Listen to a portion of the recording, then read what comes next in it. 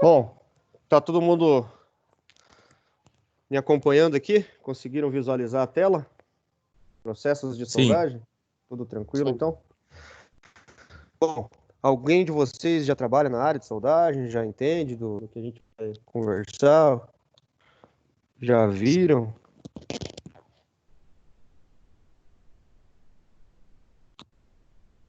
Não? Então tá bom.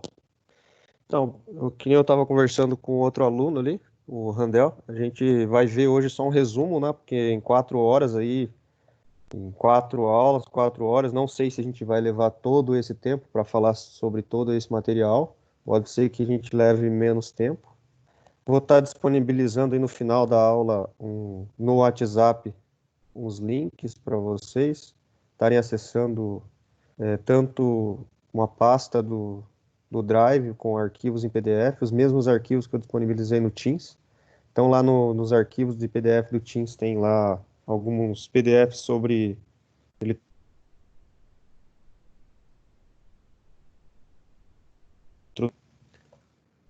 lá dentro vai ter uns PDFs sobre processo GEMAL, eletrodo revestido, alguns manuais de processo de soldagem, soldar a gás, oxacetilene, MIG-MAG. Aí no Drive lá eu vou disponibilizar um livro do Ivan Guerra, que também fala sobre soldagem. Então, quem tiver mais interesse aí pode estar fazendo download pelo link que eu vou mandar depois no final da aula no WhatsApp. E também vai ter uns links que eu vou mandar de um videozinho no YouTube, só para a redundância de informação, né? Então, vai ter uns links aí que eu vou estar disponibilizando. Do Telecurso 2000, em Oxicorte, soldagem a gás, um videozinho de como que é feito o eletrodo revestido, e assim por diante. Então, vamos lá para o PDF. Enquanto nós estamos já, vamos ver. Ótimo. Ninguém tem compromisso, né? Porque o negócio vai longe aqui, hein? Então vamos lá, o que é soldagem? Um grande número de diferentes processos utilizados na fabricação e recuperação de peças. Então ela serve tanto para unir quanto para fazer manutenção de peças, equipamentos, estruturas.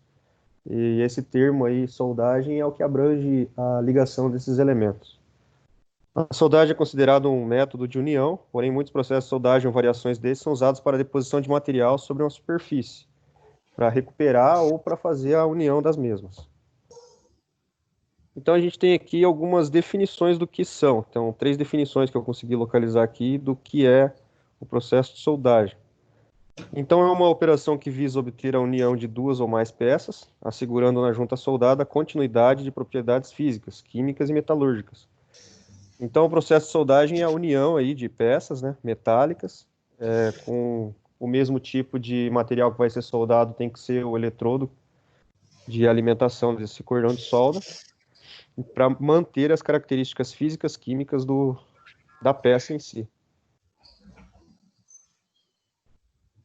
Uma segunda aí seria que visa uma operação que visa obter a coalescência. Coalescência é a aderência, a junção, soldadura de partes que se acham separadas, então, né?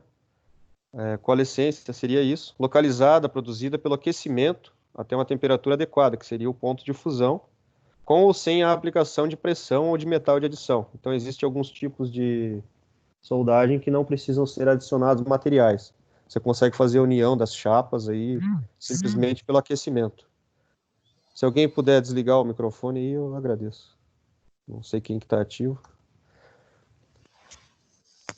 Então, o processo também, a última das 3 aí, seria o processo de união de materiais baseados no estabelecimento da região de contato entre os materiais, sendo unidos de forças de ligação química de natureza similar às atuantes no interior dos próprios materiais. Então, tem que ser uma fusão com materiais iguais. Não adianta você querer fazer uma solda de um alumínio com aço, que não vai dar certo. Teria que ser alumínio com alumínio e aço com aço. Então, seria esse tipo de ligação que está dizendo aqui. Então, hoje no mercado aí existem mais de 70 tipos de soldagem. Então, assim, a tecnologia evolui tanto que esse valor de quantidade de processos de soldagem já está sendo ultrapassado de 70. Existem aí, então,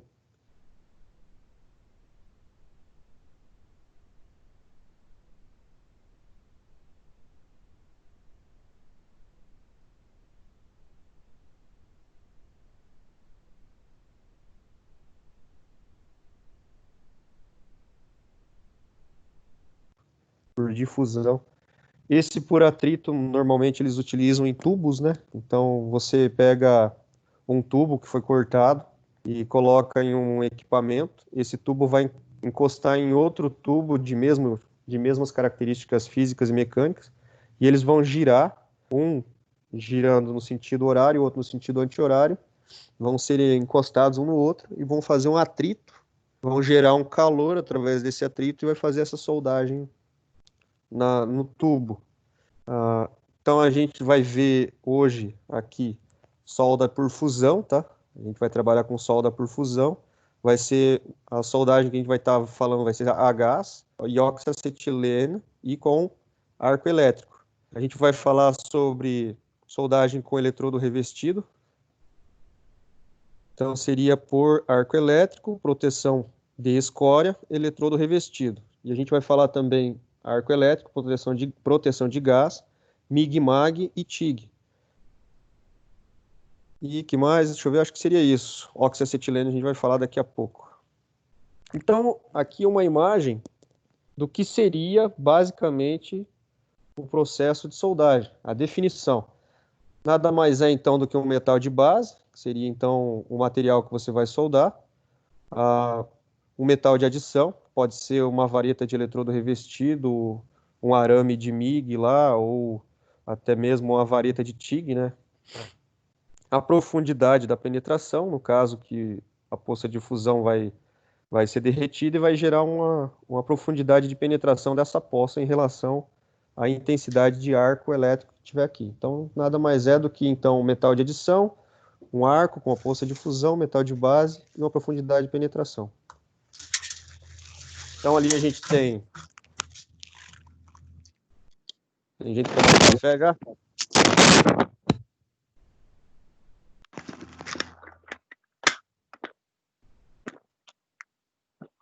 Vamos silenciar o nosso amigo aqui.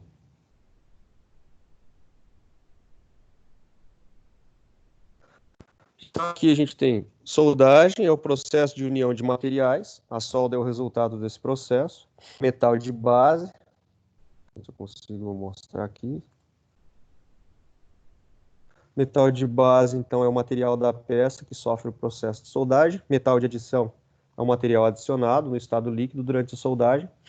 Poça de fusão é a região onde ocorre o derretimento, né, durante a soldagem. Penetração é a profundidade onde ocorre aí a poça de fusão.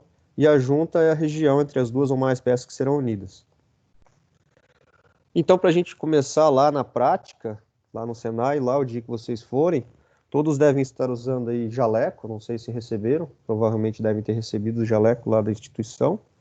Óculos de proteção incolor, que é um dos principais aí, EPIs, né? Tem que estar usando óculos lá durante a soldagem, mesmo usando a máscara ou não, porque a fagulha do arco elétrico lá pode fazer com que pule por cima da máscara e acerte o olho. Então, se você tiver de óculos, essa fagulha não vai queimar teu olho.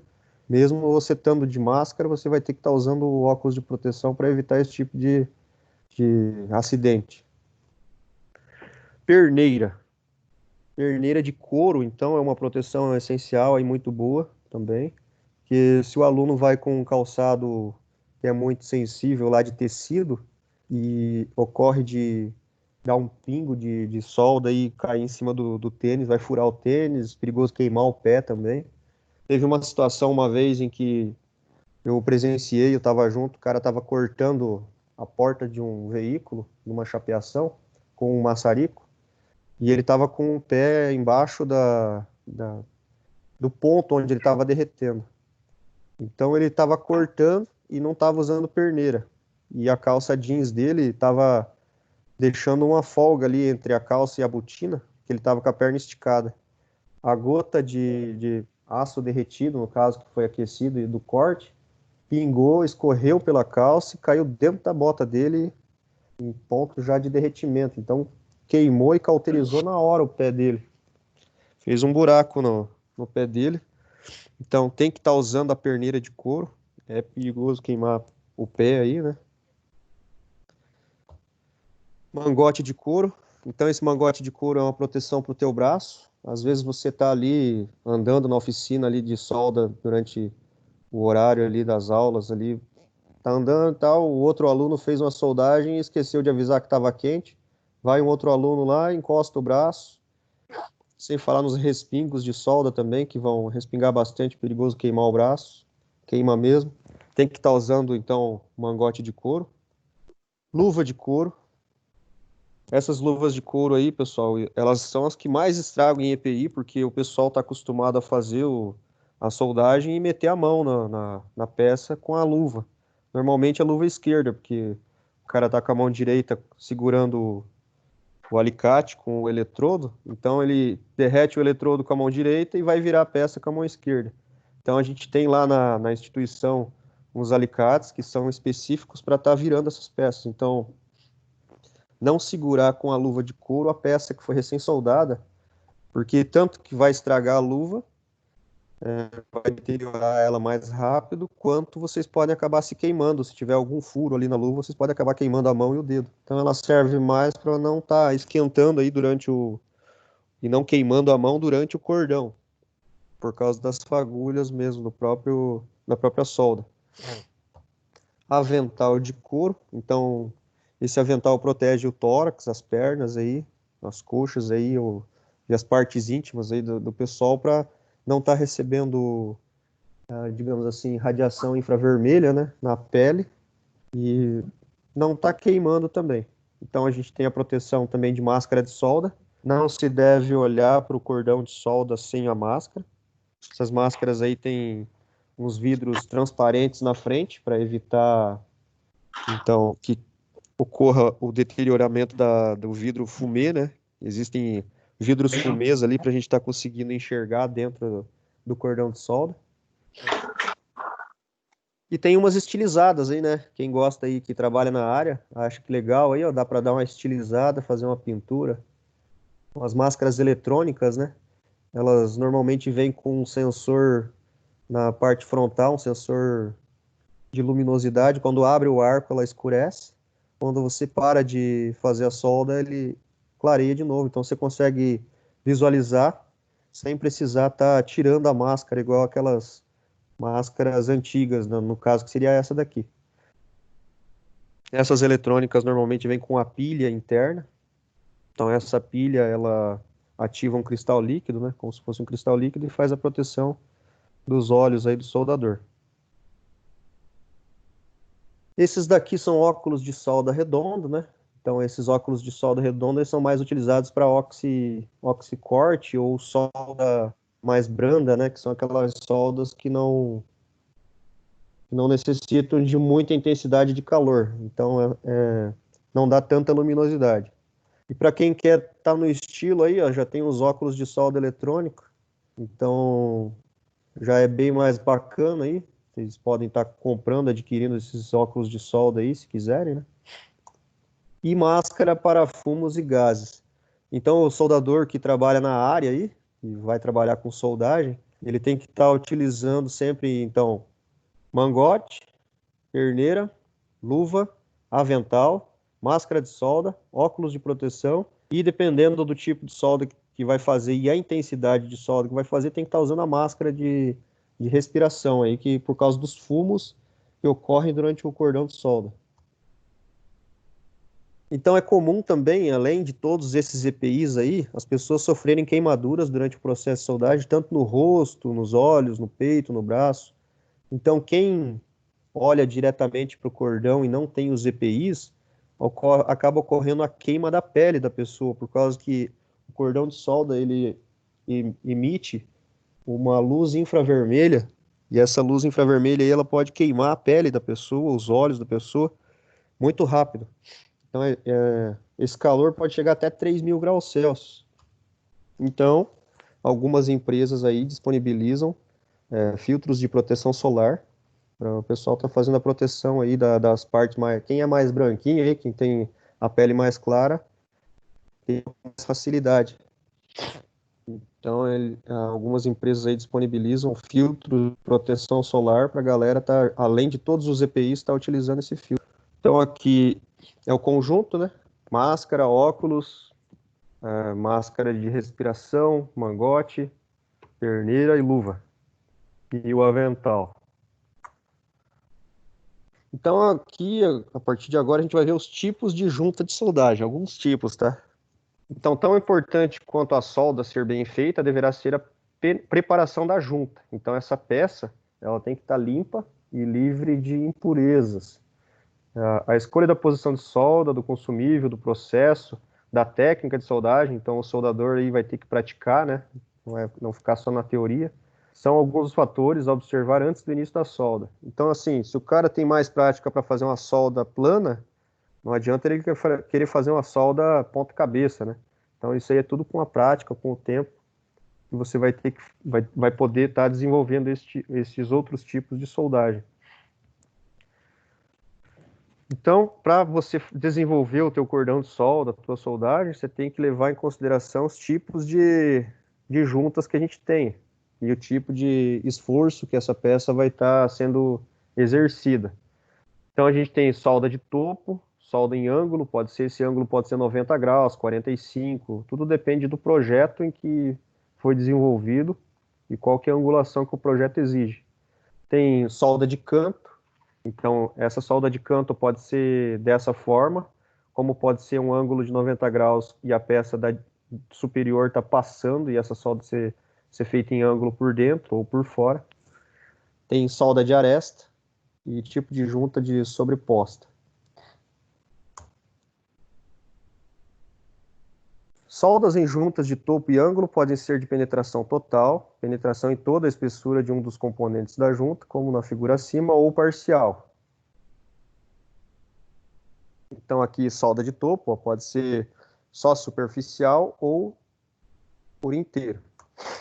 Juntamente com a escolha do tipo de junta, há a seleção do tipo de chanfro. Então, normalmente, cada tipo de junta vai ter um tipo de chanfro que vai ser escolhido para ser feito nessa peça. Por definição, o corte efetuado na junta para se possibilitar e facilitar a soldagem em toda a sua espessura. Então, aqui a gente tem alguns tipos de chanfro. Então, a gente tem o chanfro em V, quando é um tipo de solda de junção de duas chapas, aí, duas placas, no caso. Então, a gente faz um chanfro em V. Tem que ficar um paralelo na parte inferior para poder fazer a parada aqui do cordão. Então, existe esse paralelo, tem que ser levado em consideração a espessura da chapa e existe um coeficiente aqui para a gente estar deixando de paralelo.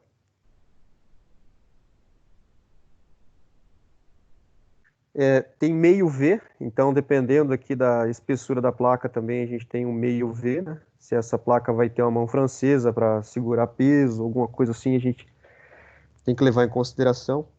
Em X, no caso, seriam dois tipos de chanfro em V. Esse aqui não fica paralelo, então você faz um cordão de raiz na parte superior e faz o preenchimento, faz um cordão de raiz na parte inferior e faz o preenchimento. Chanfro em K, então seriam dois meios V, né? E U. Então aqui a gente está vendo as juntas de topo, tem aí as juntas em I, em ambos os lados, em V, meio V, junta em K, junta em U. Então a gente está vendo aqui também alguns tipos de V em filete, então a gente tem aqui um cordão de solda bem grosso na parte superior e um cordão de reforço na parte inferior. Simbologia de soldagem. Então eu também vou disponibilizar para vocês um PDF lá na pastinha do Teams sobre a simbologia de soldagem. Para que serve? Então ela serve para fazer o quê? Ela orienta o soldador durante lá o processo dele, que tipo que é o cordão. Se o cordão vai ser na parte superior, se o cordão vai ser na parte inferior. Então ela tem, na simbologia, indica qual vai ser a geometria, qual tipo de chanfro, a abertura do cordão de raiz, o comprimento da solda, qual vai ser o local de trabalho, na simbologia também indica, entre outras informações. Então, essas simbologias são utilizadas para fazer o quê? Maximizar o tempo de projeto. Então, tanto para o cara que está lá no campo ou está desenvolvendo a solda, a simbologia vai fazer o quê? Vai passar essas informações para ele sem ele precisar ficar lendo. Então, às vezes, o cara nem sabe, digamos, ler direito, mas ele sabendo a simbologia, vamos supor, né, teoricamente falando, se ele souber a simbologia, às vezes ele sabe mais informação do que o cara ir lá tentar explicar para ele. Então a gente vai ter na simbologia lá uma linha de seta e uma linha de referência. A linha de referência é um traço horizontal que serve de suporte para as informações, conforme a sua localização acima ou abaixo da linha de referência, os símbolos utilizados indicam ações diferentes. Lógico, a gente está falando aqui de uma simbologia bem grotesca, né? Bem simples. Então, um símbolo colocado abaixo da linha de referência determina que o procedimento de soldagem deve ser feito do lado indicado pela seta de cima, pela linha de seta. Esse símbolo deve estar acima da linha, a soldagem deverá ser feita do lado oposto da linha da seta. Então, um exemplo que a gente vai ver aqui, ó, o cordão de solda, nessa situação aqui, está sendo efetuado do lado oposto ao lado que está a simbologia. Então, aqui está dizendo que é uma solda de topo, né, horizontal, de junta em V, só que a simbologia está do lado oposto ao cordão que foi desenvolvido em cima da peça. Então, se a simbologia está da parte inferior da linha, o cordão deve ser feito na parte superior da peça.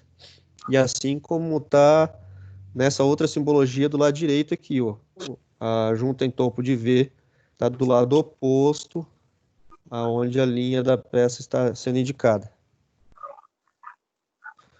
Tranquilo até agora, pessoal? Tranquilo. Então, beleza. Eu vou disponibilizar então lá, como eu já disse, né? Pode ser tanto por WhatsApp quanto pelo Teams, já está lá no Teams, depois vocês podem fazer o download, vou disponibilizar o link lá no Drive para vocês. Então, o que que a gente tem aqui no Senai de Cascavel? Nós temos aqui no Senai de Cascavel alguns tipos aí de equipamentos que a gente vai estar trabalhando, ó. Oxiacetileno, então vai ser o maçarico para corte e solda. Então vamos ter lá um cilindro de oxigênio e um de acetileno para a gente estar fazendo corte em chapas, né? A gente tem eletrodo revestido, que a gente vai trabalhar, MIG, MAG, TIG, e temos um aparelho de corte lá, que não é um aparelho de solda, então vai fazer a mesma coisa que nós vamos fazer com oxiacetileno, nós vamos tentar utilizar ele. Eu testei ele uma vez só, funcionou. Então a gente precisa estar com o compressor ligado lá na área da automotiva. Então nós vamos estar ligando lá o compressor, se a gente tiver a possibilidade de estar entrando lá e ligando. E estar utilizando esse cara aí, para tentar fazer um corte em algumas chapas também. Então agora a gente vai estar falando sobre corte e oxacetileno. Ou soldagem oxacetileno. Então a soldagem a gás, ela é digamos assim, uma das primeiras que foram desenvolvidas, né? É um processo no qual a coalescência, que no caso é aquela união que a gente falou antes, é obtida pelo aquecimento dos materiais até o ponto de fusão, por uma chama de um gás que é o combustível e o oxigênio. O oxigênio ele serve para aumentar a intensidade da chama, então quanto maior a quantidade de oxigênio que você colocar, maior vai ser a intensidade da chama. Uma importante característica desse processo é o excelente controle que se pode exercer sobre a entrada de calor e a temperatura das peças que estão sendo soldadas. Então você consegue manualmente estar fazendo um controle de onde está sendo executado esse aquecimento, através desse bico de aquecimento aí do maçarico. É um processo adequado à soldagem de chapas finas, então é mais voltado para chapas de veículos, aqueles veículos mais antigos, né? Trocar assoalho de fusca, cortar chaparia de carro, fazer reparo, soldas pratas, né? Esse tipo de solda de refrigeração é bem utilizado, pois os tubos da refrigeração são bem finos, né? Então é uma solda mais branda, digamos assim.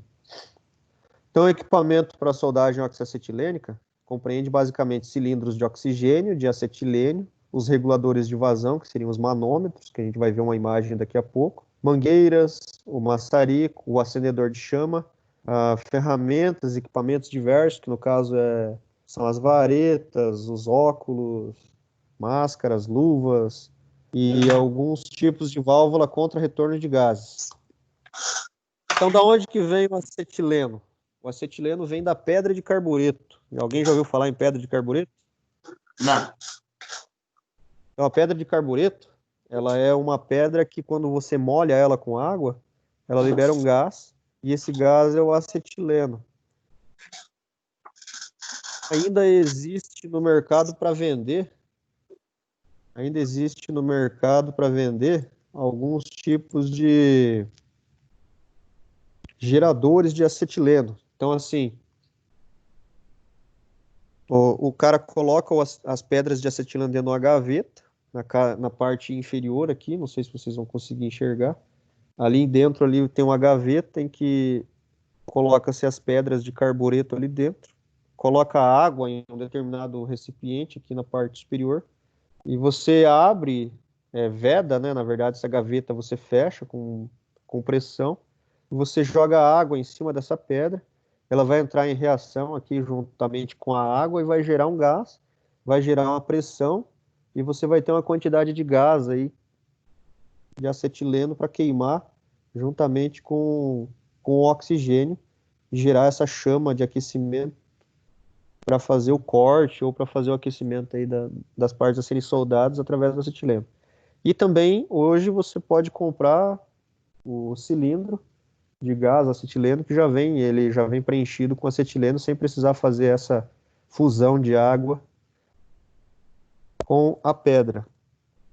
Imagina essa pedra começar, digamos aí, você caiu no chão, perto de uma fagulha, começou a pegar fogo, você não consegue apagar com água. Se você for tentar jogar água, ela vai fazer mais chama, porque ela vai liberar mais reação, vai liberar mais gás. Então, o ideal é apagar aí com um extintor de incêndio específico. Então, a pedra é feita de um mineral, né? O mineral é o carbureto de cálcio, que em contato com a água produz o gás chamado acetileno, que é combustível, e por isso ele é inflamável. A carbureteira é um recipiente que contém as pedras de carbureto de cálcio dentro, e vão sendo umedecidos com água. Há um tempo atrás, eles utilizavam essas pedras para fazer mineração. Então, essa mineração, eles pegavam, colocavam a pedra dentro aí de um recipiente, com um pouquinho de água dentro, que a gente viu ali em cima no prato, e acendiam. Então, eles utilizavam para estar fazendo a iluminação aí dentro dos minérios aí de diamante, de ouro, há muito tempo atrás. Então, para a gente acender aí, fazer a nossa utilização, normalmente o correto seria ter um acendedor de chama. Esse cara aí está sem luva, mas o correto mesmo é estar utilizando aí uma luva para fazer o acendimento da ponta aí do nosso maçarico. Aqui então a gente tem o nosso equipamento. Podemos ver aqui um manômetro vermelho, que é do acetileno, e um manômetro verde, que é do nosso oxigênio. Temos duas mangueiras que a gente vai ver lá, uma mangueira verde que é do oxigênio e uma mangueira vermelha que é do acetileno. Temos também, então, aqui válvulas de retenção. Essas válvulas de retenção aqui são para evitar que a chama retorne pela mangueira e entre para dentro do cilindro. Quando a pressão do cilindro está baixa, pode acontecer de a pressão baixar tanto que quando você está trabalhando, você não percebe, essa chama pode voltar e acabar entrando para dentro do cilindro e fazendo um estrago violento aí, né? Então é igual o cilindro de gás de cozinha. Vai chegar um momento em que, se você acender, ele estiver vazando, você acender, a chama não vai entrar até acabar a pressão. Acabou a pressão, a chama entra e explode. Aqui então tem o conjunto, né? Oxigênio, acetileno, os manômetros e as ponteiras aí do nosso maçarico. As válvulas de retenção, que nem eu disse, vem com uma seta e com uma pressão máxima em bar. Baixou dessa pressão, pode ocorrer o retorno. Uma vai ser com rosca direita e outra vai ser com rosca esquerda. Se vocês olharem bem, tem um detalhezinho ali digamos assim, no sextavado que indica qual que é a rosca esquerda. Aqui não tem nada, normalmente é para ser rosca direita, e aqui tem o detalhezinho para ser rosca esquerda já justamente para não montar trocado, né? Não ocorrer a troca de montagem desses equipamentos. Então, tanto na válvula, quanto no manômetro, quanto no bico lá, tudo vai ter indicado qual vai ser rosca esquerda e qual vai ser rosca direita.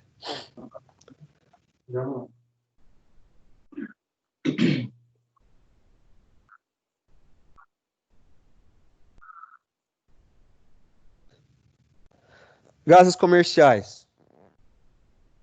Vamos lá.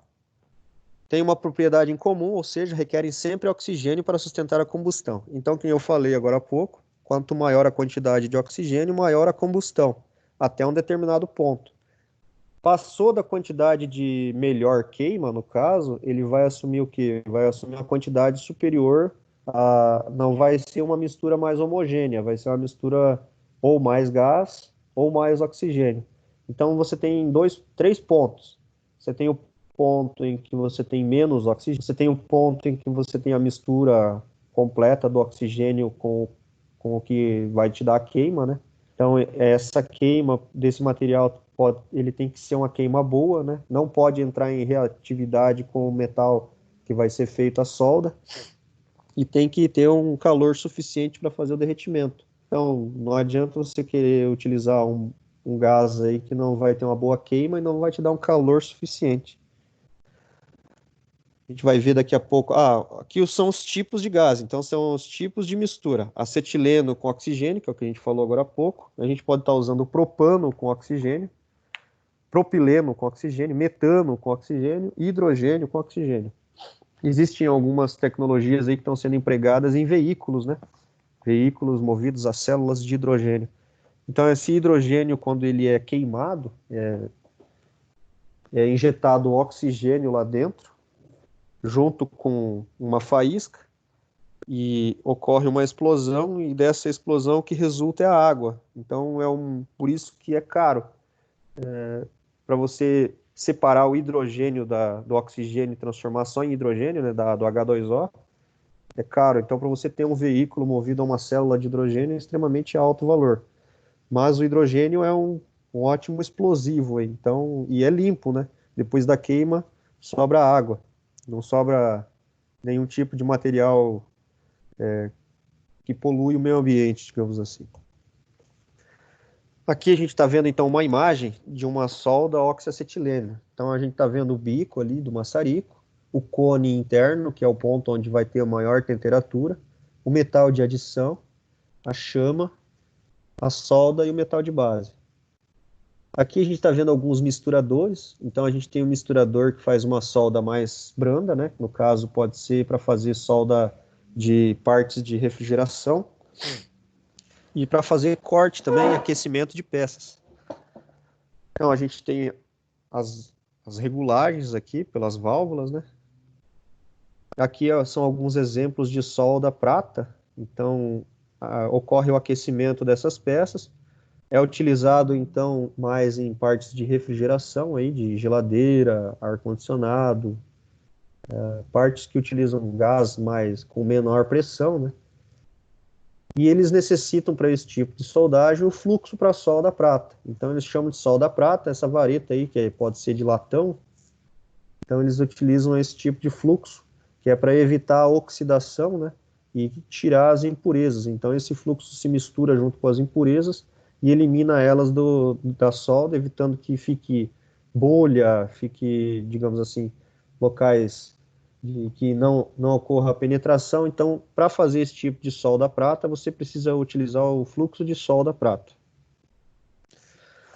Então, aqui a gente estava falando agora há pouco sobre as misturas da queima, tanto da chama quanto o oxigênio. Então, a gente tem aí a primeira chama, que é a chama redutora. Então, ela contém carbono não queimado. A intensidade de calor dela é menor, não é tão grande, né, quanto a chama completa. Então, ela tem uma chama neutra ou oxidante.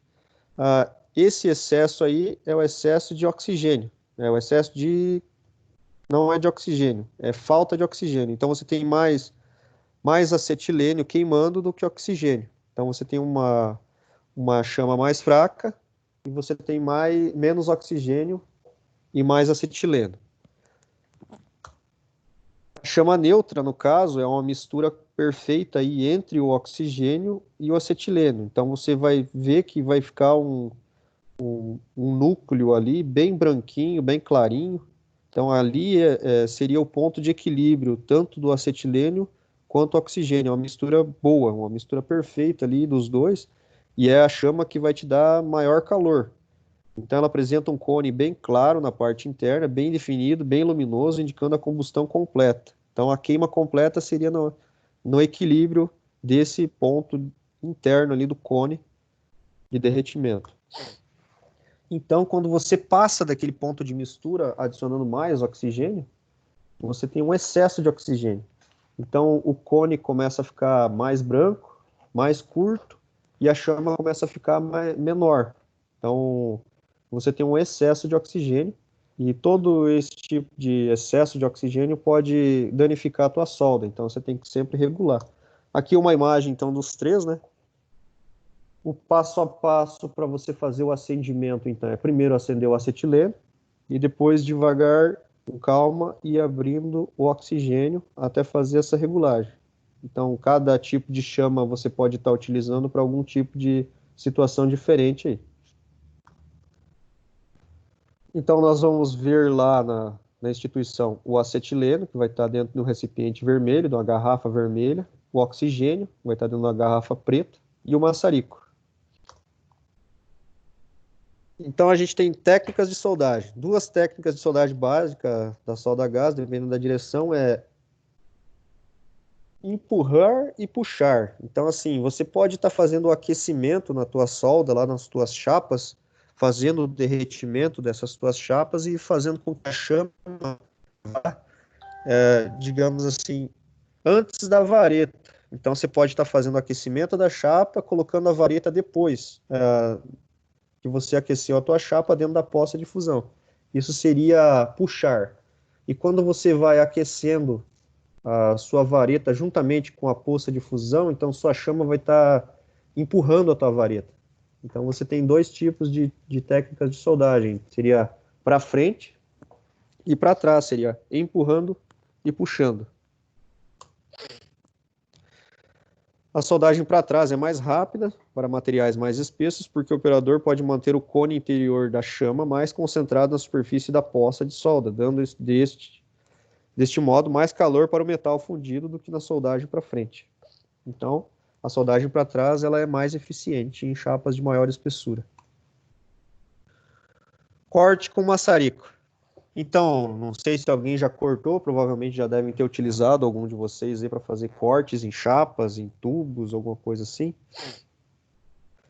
Esse corte com maçarico funciona como? Você aciona o maçarico, regula ele no ponto lá de melhor mistura, aproxima da tua peça, aquece a tua peça até um determinado início de ponto de fusão ali, a hora que ele começou a derreter com a chama do maçarico, começou a abrir um derretimento, você aciona essa, digamos assim, esse gatilho, essa válvula, essa alavanca, digamos ali, e ele vai liberar um jato de ar bem no centro dessa chama. Então, se vocês pegarem esse bico para darem uma olhada, vocês vão ver que ele vai ter furações e bem no centro desse bico vai ter um furo centralizado que é justamente para fazer essa injeção de ar comprimido, o próprio oxigênio que está dentro do cilindro sendo utilizado para misturar com o acetilênio vai ser usado para fazer a retirada desse material derretido. Esse oxigênio, quando ele é injetado em alta pressão no derretimento, ele vai fazer com que o derretimento aumente com maior velocidade e mais facilidade. Então, depois que você aqueceu, que abriu o derretimento, você acionou a válvula, o derretimento do restante vai se tornar mais constante, digamos assim, e vai facilitar o teu corte. As espessuras variam, né? Você pode estar cortando chapa aí de meia polegada, 1 polegada, 3/4. Aí depende também muito do teu equipamento e da pressão que você está utilizando e da intensidade da tua chama. Como eu falei, então, eu vou estar enviando links de vídeos para completar aí as informações, né? Vocês vão estar se quiser, utilizando esses links aí para estar acessando os materiais, tanto vídeo quanto imagens. Bom, já são quase 9 horas da manhã. Se alguém tiver alguma pergunta aí, alguma coisa que vocês queiram falar.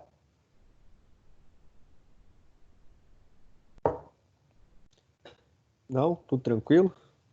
100%? Opa! Em questão do maçarico, é mais indicado fazer o corte com maçarico ou plasma? O maçarico é mais barato para você comprar o equipamento. O Na corte a verdade, plasma é mais caro, né? Aí é, depende. Pode pode falar. falar. Tudo vai depender do que você tem disponível para você trabalhar. Por exemplo, eu vou trabalhar com chapas mais finas, então o teu custo aí seria melhor com maçarico, porque você vai ter um aquecimento menor. Mas Ah, o meu trabalho é um trabalho, vamos supor assim, seriado, é uma coisa mais, tem que ser mais rápida, velocidade, eu preciso ganhar tempo. Aí você vai para o corte a plasma. Só que o corte a entendi. plasma você precisa o corte a plasma você precisa de um equipamento mais caro, você precisa de um compressor, você precisa ter a manutenção é mais cara porque é um equipamento mais eletrônico, né? Um equipamento mais grande. O espaço também vai ocupar um pouco mais de espaço, como vocês vão estar vendo lá, né? O transporte dele é mais difícil. Só que o maçarico você só repõe os cilindros, né? Uma vez comprado o manômetro, a caneta e as mangueiras, você faz lá a manutenção, né? Não deixa as mangueiras sempre pressurizadas, porque normalmente o que o cara faz? O cara abre a válvula do cilindro, regula, abre o maçarico, utiliza, fecha as válvulas do maçarico e esquece de despressurizar as mangueiras. Sim. Aí você tem que fazer o quê? Fechar o registro do cilindro e abrir o registro do maçarico para fazer com que aquela pressão que está dentro das mangueiras seja eliminada, pelo menos um pouco, porque se você deixa lá, vamos supor, durante o final de semana, essa pressão dentro das mangueiras, você vai fazer com que elas se destruam mais rápido, né? Então elas vão ficar ali forçando a tua mangueira. Voltando ao que a gente estava falando, o mais indicado vai ser o que você precisa. Eu indicaria mais oxiacetileno, né? Porque é mais barato. Mas aí vai depender do que você quer trabalhar. Se você quer trabalhar com peça em série, você vai precisar de um oxicorte. Hoje a oxicorte faz cortes aí de até 75 milímetros, né? Dependendo aí do tamanho do equipamento aí, faz cortes com bem grande espessura, né? Talvez até o maçarico nem atinja essa espessura, mas a oxicorte atinja. Mais alguma coisa que a gente possa estar... A princípio é sim. Isso aí. Então vamos para a próxima. Então a gente já falou sobre oxicorte, mistura de gases, tipos de solda. Vai ser passado um videozinho lá do Telecurso 2000 para vocês estarem se aprofundando mais, se quiserem. Tem bastante informação aí na internet. Vocês já Ah, tiveram aula de eletricidade, galera? Parte elétrica? sim, O que é uma corrente contínua? O que é uma corrente alternada? sim, Então, eu só vou relembrar aqui. Então, a gente tem dois tipos de corrente, de tensão, né? Tensão e corrente contínua e alternada. A alternada é aquela que fica variando, né? Então, uma hora ela é positiva, outra hora ela é negativa. Então, para você estar fazendo uma solda, você pode estar executando dessas duas formas também. Existem equipamentos que trabalham com corrente alternada e tem equipamentos que trabalham com corrente contínua. Então, o que que é? Nada mais é do que aí uma retificação, né, da tensão. Vou mutar você aqui. Então, aqui a gente está vendo um esquemático simples de 4 diodo. O diodo ele é um semicondutor que transmite eletricidade ou tensão somente em um sentido. Então, aqui a gente está vendo um resistor, a gente está vendo um capacitor, 4 diodo. Então, a gente tem aqui uma tensão alternada, um transformadorzinho de 120 volts para 30 volts. Então ele vai estar retificando e vai estar fazendo com que essa tensão alternada fique o mais próximo de uma linha reta possível. Tem aqui a zona de depleção, que vocês já devem ter visto. Então, nada mais é que a tensão e corrente contínua, a retificação da corrente alternada. Então, processos de soldagem por fusão. Existe um grande número de processos por fusão que pode ser separado em subgrupos. Então, depende da fonte de energia, né? Que nem a gente já falou lá, por atrito, por explosão, por ultrassom. Hoje está na moda aí o solda laser. Se vocês forem procurar, vocês vão encontrar bastante coisa. Ainda está sendo desenvolvido bastante coisa, né, em relação à solda. Então, pode ser por arco elétrico, por chama. Então, fusão nada mais é do que o derretimento, né? E esse derretimento pode ser feito tanto por chama quanto por arco elétrico, que no caso é o que a gente vai ver agora. Até agora há pouco a gente falou sobre fusão por chama. Agora a gente vai falar sobre fusão por arco elétrico. Então, um dos primeiros que foram desenvolvidos aí foram os transformadores. Os transformadores são basicamente constituídos por um núcleo de cobre, né, que seria aquele bobinamento interno. Quem já deve ter desmontado aí uma máquina de solda elétrica aí na vida deve ter visto que dentro tem como se fossem bobinas. E essas bobinas são o que fazem a redução e a ampliação da corrente. Então, eles possuem algumas limitações aí, né? Então, só vai até, se não me engano, 200 amperes. Acima disso, não solda. Então, um dos equipamentos que a gente vai estar vendo vai ser transformador. Se não me engano, lá no Senai nós temos um transformador. Então, nós vamos estar utilizando um transformador e tem alguns outros equipamentos lá também que são os inversores. O transformador, então, na maioria das vezes, vocês podem estar vendo aí, tem uma alavanca ou uma espécie de manivela em que você faz o giro manualmente, então é analógico, né? Vocês podem estar vendo aqui a bobina com a ventoinha ligada lá para dar uma refrigeração. Então essa ventoinha gira para refrigerar e você tem que girar uma manivela e essa manivela vai estar deslocando dentro dessas bobinas ali uma espécie de placa que vai estar fazendo a liberação e a comutação da amperagem para você estar fazendo o derretimento do teu eletrodo. Então lá dentro, quando você gira a manivela, desloca uma bobina que tem aqui na parte interna e você tem a regulagem da amperagem na lateral, indicado por uma chapa. Então isso aqui é tudo mecânico, não é nada digital, não tem nada eletrônico, é tudo analógico, digamos assim. E temos também o retificador inversor. Então, assim, o retificador faz o quê? Faz aquilo que a gente falou agora há pouco, transforma a corrente alternada em corrente contínua. Então, o próprio nome já diz, ele retifica a tensão e a corrente alternada em tensão contínua na solda. Possui dentro dele, dentro das partes internas, componentes eletrônicos, então o diodo, capacitor, tiristor, transistor, placas eletrônicas. E ele é bem leve, ele é bem portátil, digamos assim. Existem uns inversores aí que pesam aí 3 quilos, 4 quilos. Vamos ver se a gente tem uma imagem aqui, ó. Esse daqui já foi única e exclusivamente desenvolvido para estar sendo transportado numa cinta, numa fivela, no pescoço ou no ombro, né? Então você pode estar lá em cima do barracão, lá 10, 12 metros de altura, só com uma tomadinha lá, 220 volts, fazendo uma solda com o eletrodo revestido. Então você tem aqui um potenciômetro, que você pode estar ali, olhando ali um potenciômetro, que você regula essa amperagem, né? Essa intensidade de corrente, e pode estar fazendo esse tipo de solda lá. O equipamento acetilene, não tem como você estar fazendo esse tipo de trabalho lá em cima no barracão, porque é quase impossível você conseguir levar esse equipamento lá em cima, né? É difícil. Então, esse equipamento aí é um ótimo equipamento, aí deve pesar uns 3, 4, no máximo 5 quilos, bem leve, e pode estar sendo carregado até no pescoço. O que influencia, então, você está utilizando esse equipamento? O tempo de permanência do arco elétrico aberto para fazer o derretimento desse eletrodo, ele tem que ser relativo ao equipamento que você está utilizando.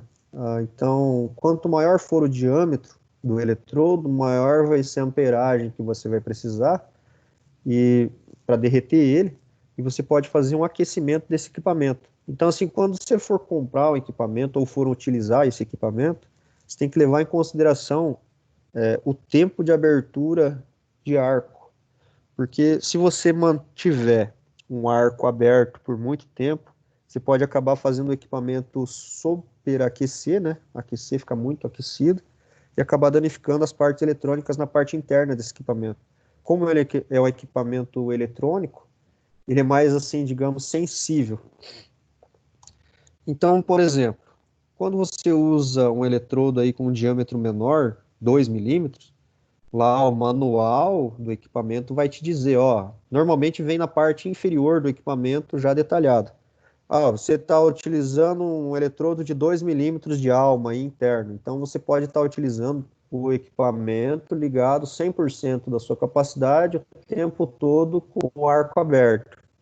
Quando você sobe uma determinada amperagem para poder derreter um eletrodo com um diâmetro maior, você vai ter que dar um tempo de resfriamento. Então você vai ter a capacidade desse equipamento reduzida. Então você não vai poder estar o tempo todo 100% fazendo a utilização desse equipamento. Vai ter que utilizar ele um tempo, manter o arco aberto, fazer o derretimento desse eletrodo e esperar o resfriamento do equipamento. Entenderam? Se o equipamento for um equipamentão robusto, grande, filé, você pode trabalhar com um eletrodo menor, derretendo o dia inteiro. Agora, se você tem um equipamentinho pequeno, a tiracolo que você põe no pescoço, você não pode ficar o dia inteiro trabalhando com ele. Tanto que esses tipos de equipamentos menores são para você fazer alguns tipos de concertos ou alguma coisa assim menor, né? Então, vocês têm que levar em consideração, então, o tipo de trabalho que vocês vão executar, o tipo de solda que vocês vão exercer, para vocês estarem comprando e adquirindo o tipo de equipamento que vocês precisam. Outra coisa é o tipo de eletrodo. Então, assim, não existe eletrodo pior, não existe eletrodo melhor. O melhor eletrodo de solda é aquele que é compatível com o material que você vai soldar. Então, não adianta eu querer pegar um eletrodo, vou estar adiantando aqui, um 7018, para soldar um aço 1020, por exemplo. O aço 1020 tem as suas características mecânicas e o eletrodo 7018 tem outros tipos de características mecânicas. A gente vai ver daqui a pouco o que são essas características, mas assim, você tem que utilizar o eletrodo compatível com o material que você vai soldar. Não adianta você também querer usar um eletrodo de alumínio para soldar latão, digamos assim, né? Agora, então, a gente vai estar entrando em eletrodo revestido. Eletrodo revestidos para aço carbono consistem de apenas dois elementos principais, que é a alma, né, que é aquele arame que fica dentro, é um arame de baixo teor de carbono, e o revestimento. Então, a parte externa seria aquele revestimento, né? A alma contém alguns elementos e o revestimento também contém alguns elementos. Os elementos do revestimento, então, é fósforo, enxofre, pó de ferro, pó de titânio, entre outros. Os ingredientes do revestimento, dos quais existem literalmente centenas de elementos aí misturados, são pesados, misturados a seco, então é adicionado alguns outros tipos de silicato, potássio, é feita uma outra mistura úmida, então eles fazem como se fosse uma argila e fazem uma prensa e colocam dentro de uma extrusora. Não sei se alguém conhece extrusora, mas eles colocam dentro de uma extrusora e eles fazem. Eu vou estar disponibilizando um vídeo, tá, pessoal, sobre como é feito o eletrodo revestido. Então vocês podem estar vendo esse vídeo no YouTube, tem lá, eu vou mandar o link para vocês, de como é feito esse revestimento do eletrodo revestido. Então, ele é feito numa extrusora e a uma velocidade muito alta. Então eles fazem uma mistura desses materiais, né, desses pós de ferro, fósforo, fazem uma espécie de argila, colocam dentro de um outro equipamento que vai fazer a cobertura desse arame de solda aí, que é o nosso eletrodo. Esse seria o link do vídeo, vou estar disponibilizando para vocês tanto no WhatsApp, quanto também se vocês quiserem lá no Drive. E qual que é a função do revestimento, né? Qual que é a função desse... A função mais importante é proteger o metal de solda do oxigênio e do nitrogênio do ar, quando ele está sendo transferido através do arco. Então, quando você faz a abertura do arco aí do teu eletrodo com a tua peça, existe a fusão desses dois elementos e existe muita umidade e muito hidrogênio misturado, muito oxigênio, nitrogênio, tudo misturado no ar que a gente respira. Então, esse revestimento faz a proteção através do derretimento dessa casca, digamos assim, e essa casca vai gerar um gás, e esse gás vai fazer com que não ocorra oxidação durante a solda. E essa casca, ela vai derreter e vai ficar por cima desse cordão, formando uma espécie de escória, que é o que a gente vai ter que tirar com o martelinho e limpar com a escova de aço depois. Aqui é um esquemático de imagem, né? Vocês podem estar vendo então a escória, que depois que ela resfria, ela fica na parte superficial. Quando o cara faz um derretimento perfeito, uma solda bem feita, essa escória, depois de esfriada, né, que ela esfria, ela começa a soltar sozinha do cordão. Então tem uns caras aí que fazem umas soldas tão bem feitas que essa escória ela não precisa nem ser batida, ela pula sozinha do cordão de solda. Então aqui, quando é ocorrido o derretimento na poça de fusão, na peça metálica, digamos assim, o revestimento derrete e faz essa proteção gasosa, que é o que vocês têm que se proteger desse gás quando vocês estão fazendo a solda com máscara de filtro para respiração. Então aqui a gente tem alguns tipos de classificação dos ingredientes do revestimento. Elementos de liga como molibdênio, cromo, níquel, manganês, que são todos minerais encontrados na natureza.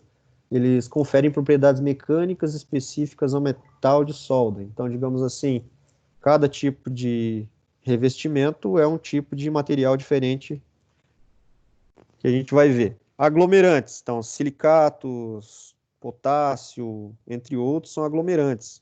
Então, a função dos aglomerantes é formar essa massa plástica, no caso, aquela massa argilosa, para fazer a mistura e estar colocando ao redor desse arame. Eles também servem para formar gases, né? Então, são materiais que, na queima, formam esses gases, né? Através da queima dos carboidratos, hidratos e carbonatos. São, por exemplo, desses aí são a celulose. Então, é como se fosse um pó de madeira, né? Que eles misturam junto para fazer essa queima dos materiais. E a água combinada com outros tipos de materiais, né? Também forma uma espécie de argila, que é o que eu falei antes, para fazer a mistura e proteger o eletrodo. Estabilizadores do arco. Então, o ar, o oxigênio, o ar que a gente respira, ele não é um bom condutor, ele é um bom isolante. Então, para você manter o arco elétrico estável, você precisa ter ali metal. Então, junto desse revestimento, tem alguns ingredientes ali, que são o pó de ferro, o pó de titânio, pó de outros minerais, que quando eles estão ali sendo derretidos nesse composto ali da parte externa, né, que seria a proteção, eles se misturam ali junto com o pó, com a fumaça no derretimento e melhoram a transferência elétrica. Então, assim, eles fazem com que ocorra uma intensidade melhor de transmissão elétrica entre a peça e o eletrodo. Isso é bem pequeno, você não consegue visualizar ali no arco, porque é uma coisa muito rápida. Mas assim, o derretimento então dessa proteção, desse revestimento rutílico, desses pós de ferro junto ali, faz com que haja uma estabilidade do arco. Então, outra coisa que tem que levar em consideração é que esses caras aí, esses eletrodos revestidos, eles têm que ficar sempre protegidos da umidade, porque quando eles estão úmidos, fica difícil você conseguir abrir um arco elétrico com ele. Só depois que você conseguiu abrir um arco elétrico e aqueceu ele, que ele perdeu um pouco da umidade, que ele estabiliza o arco. Então eles são, a gente vai ver mais para frente, eles são até, quando eles enviam do fornecedor, eles enviam até lacrado dentro da embalagem. Então, a gente tem ali formadores de fluxo e escórias. Aqui a gente tem os tipos de revestimento, ó, celulósico. Então, ele apresenta a seguinte característica. Ele produz gás, eles são geradores de CO2, CO, H2, que é o hidrogênio, e o H2O, que é o vapor. Não devem ser ressecados. Existem vários tipos de revestimento para vários tipos de eletrodo, né? Tem um alto nível de hidrogênio, alta penetração, pouca escória, fácil destacamento, é muito usado em tubulações, e assim por diante. Ó, o revestimento rutílico. Ele apresenta 50% de rutilo, que é um outro mineral. Ele tem uma média penetração, a escória é de rápida solidificação, então a escória sobe e fica rapidamente na parte superior, e é facilmente destacável também, assim por diante. Então, o que é o CO2? É o dióxido de carbono. Então, são duas moléculas de carbono que a gente viu aqui, que é o celulósico que libera, o rutílico também. Tem o monóxido de carbono, tem o hidrogênio e tem o H2O. Tudo isso aí são os gases que são formados após a difusão ser derretida. Esses eletrodos, eles foram desenvolvidos aí com padrões, então existem vários tipos de eletrodo, e esses eletrodos, eles podem ser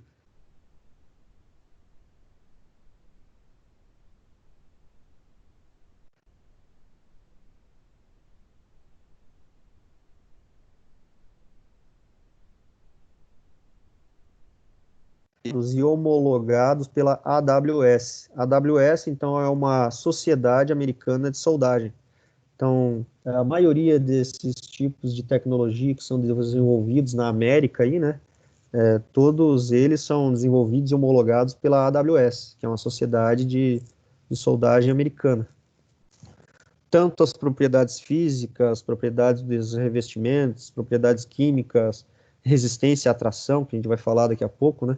É tudo homologado como se fosse uma ISO ou como se fosse um DIN, uma BNT, só que daí é a AWS que faz a homologação das partes de solda. Então, a gente conhece o tal do E6013, né? Então, E6013 é aquele eletrodo mais comum que a gente vai trabalhar lá no Senai, lá na prática. Então, o que significa o E? O E significa eletrodo, o 60 lá, ele significa qual que é a resistência à atração vezes 1000 PSI. Então, por exemplo, o 60 indica que é 60.000 PSI de resistência à atração. E daí tem o 13. O 13 lá, que é o último número, né? Ele indica ali as posições em que esse eletrodo pode ser feito a solda. Então, tem alguns eletrodos que eles não são indicados para fazer solda ascendente, tem outros que não são indicados para fazer solda ponta-cabeça, tem alguns que são indicados mais para fazer solda plana. Então, esse 6013 ele é indicado para fazer qualquer tipo de solda, tanto plana quanto ascendente, descendente, ponta-cabeça. Então, esses valores que estão gravados no eletrodo indicam qual é a resistência à tração, se o E é de eletrodo e o 13 seria as posições. Aqui são alguns exemplos, então, de revestimentos em relação aos tipos de corrente e os tipos de arco e os tipos de penetração, a percentual de pó de ferro. Então, aqui vamos pegar, por exemplo, finalização aí um 6013, por exemplo, ó. E esse 6013. Então, ele pode ser soldado tanto em corrente alternada, corrente contínua para positivo ou para negativo, a gente vai ver depois isso. O arco é suave, a penetração é leve, o revestimento e escória é rutílico com potássio, e você tem 10% de pó de ferro. Se você pega aí um 7018, por exemplo, ele já não solda com corrente contínua, ó. 7018, aqui, vamos supor, ó, CA-CC, ó, corrente alternada, corrente contínua. Ele só solda em corrente alternada e contínua com o negativo na peça. A penetração é média e o arco é médio também. Não tem percentual, deixa eu ver, tem aqui, ó. baixo hidrogênio, pó de ferro. Tem de 25 a 40% de pó de ferro. Então aqui vocês vão estar verificando qual é a peça, qual é o tipo de material que vocês vão estar utilizando, qual é a resistência desse material e ver qual que é o eletrodo que mais se enquadra e está fazendo a compra desse cara. Aí é o 6013, né? O 6013, então, tem as suas características individuais, né? Contém um grande percentual de dióxido de titânio, que é aquele que eu falei, que é um pozinho que fica junto com o revestimento rutílico. São projetados para ter um marco de baixa penetração. Esse aí a gente vai estar utilizando lá no Senai, né? Na prática, permitindo que metais de pequena espessura sejam soldados sem furar a peça. Então, o 6013 ele é indicado para ir para chapas mais finas, né? O revestimento contém compostos de potássio suficientes para estabilizar o arco na soldagem com corrente alternada. Também vamos estar utilizando lá na prática os 7018. Eles são um pouco mais, o arco dele é um pouco mais intenso, né, do que o 6013. Vocês vão estar escutando até o som do arco quando ele é aberto. Do 7018 muda até o som do arco, o barulho, né? Digamos assim, do arco em relação ao 6013 e 7018 muda. Então ele tem outros tipos de revestimento, tem outros tipos de, digamos assim, especificações técnicas pela AWS. Como eu estava falando da armazenagem, os eletrodos, então, eles devem ser armazenados em estufas. A gente tem estufa lá no Senai para armazenagem desses eletrodos. Essas temperaturas dessas estufas têm que ser sempre superior ao ambiente. Então, digamos assim, se o ambiente está com 20 graus, a estufa sempre tem que estar um pouco acima. Se tiver 30, tem que estar um pouco acima, para evitar a umidade dentro da estufa, para não estragar esse revestimento do eletrodo. Normalmente, aí, quando o fabricante envia, então, que eu tinha dito, ele envia lacrado, ou por plástico, ou por lata, né? Normalmente a ESAB manda dentro de uma lata lacrada, e a garantia é de 2 anos, desde que a lata não seja aberta. Aqui a gente estava vendo lá CA, CC, mais, menos, lá naquela tabela. Então, como vocês já devem ter visto também na parte elétrica, tem 2 tipos de sentido de corrente. Tem o sentido convencional e tem o sentido real. O convencional, que eles falam assim normalmente, liga o positivo, negativo e tal, é o sentido em que os elétrons são transferidos. O sentido em que os elétrons passam de um átomo para o outro.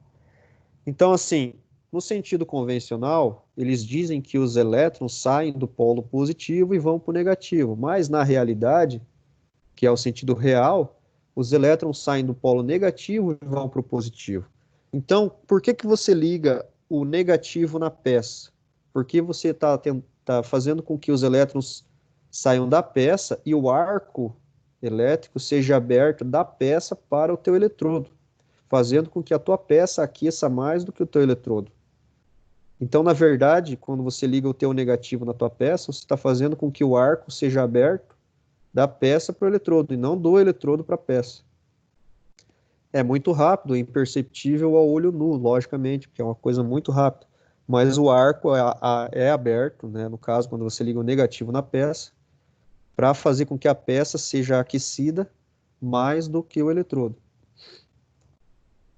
Então aqui um equipamento de solda, né? Então a gente tem lá o eletrodo, o alicate porta-eletrodo, a fonte de alimentação, a mesa de solda, a garra lá tem que estar ligada, tudo certinho. A gente vai ver isso lá na prática também. Aqui então é algumas classificações aí em relação à corrente, né? Vocês podem estar vendo aqui uma tabela, um gráfico, ó, tem o diâmetro do eletrodo, a classificação AWS, né, que a gente já falou, American Welding Society, Sociedade Americana lá de leis e normas que regem a parte de solda. Então aqui a gente tem a corrente em relação ao diâmetro e em relação ao tipo de eletrodo. Por exemplo, um eletrodo E6013, que no caso é esse cara aqui, uma alma aí de 2,5, que seria o eletrodo interno lá do nosso revestimento, nós vamos estar podendo utilizar aqui entre 60 e 90 amperes. Então, nós vamos configurar aí uns 70, 75 amperes e vamos estar podendo fazer a utilização aí Ah, não, 6013 está aqui, é 6085. Então, entre 60 e 85 amperes é a amperagem que nós vamos estar utilizando lá para fazer o derretimento do nosso 6013. Com 70, 75 amperes já ocorre um derretimento legal aí. Acima disso, não fica boa a solda. Depois, então, da solda feita, vocês têm que tirar a escória com o martelinho. A gente tem esse martelinho lá também disponível para você estar utilizando. E fazer a limpeza da peça, depois de soldado, com a escova de aço. Então, quando você termina o primeiro cordão, você terminou o primeiro cordão de solda, acabou o teu eletrodo, você não pode simplesmente pegar e reabrir um arco em cima do cordão que você finalizou. Você tem que pegar, substituir o eletrodo do teu alicate, bater a escória, fazer a limpeza da peça com a escova de aço e depois, então, somente depois, abrir um novo arco de solda sobre esse arco que você tinha acabado de fazer. Então você não pode simplesmente terminar de abrir o cordão, derreter o teu eletrodo e simplesmente abrir outro cordão em cima. A escória que ficou do cordão anterior vai se misturar na proposta de fusão e vai fazer com que ocorra uma má mistura, uma má fusão e pode ocorrer uma trinca ou uma porosidade no teu cordão de solda. Alguém tem alguma pergunta aí que queira fazer? Tudo tranquilo?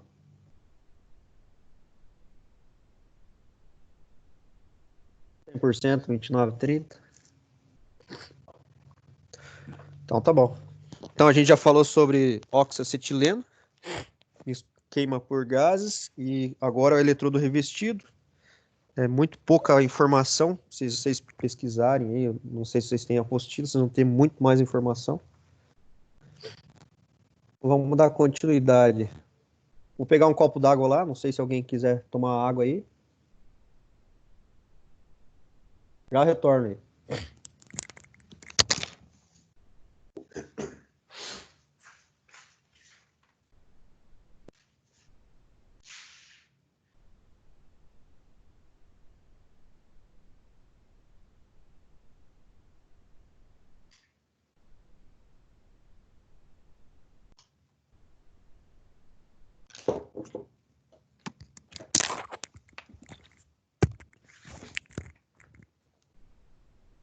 Alguém de vocês já fez solda elétrica? Ei, Jair? Jair não tá participando hoje? Tá dormindo, Jair? Liga esse microfone aí.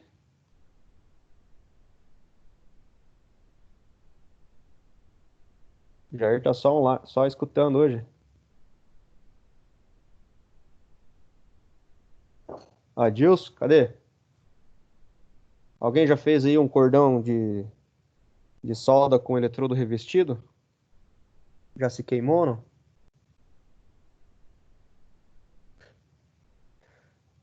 Liga o microfone aí, homem. Eu tentei, mas não consegui. Não conseguiu? Então Nada. então Saldo eletrônico é difícil de usar, cara. vai conseguir lá na prática, então, lá no Senai. Pode ficar tranquilo. Então vamos lá. Vamos ver o que mais que a gente vai ver aqui. A gente já viu sobre oxacetileno, eletrodo revestido. Vamos para a próxima.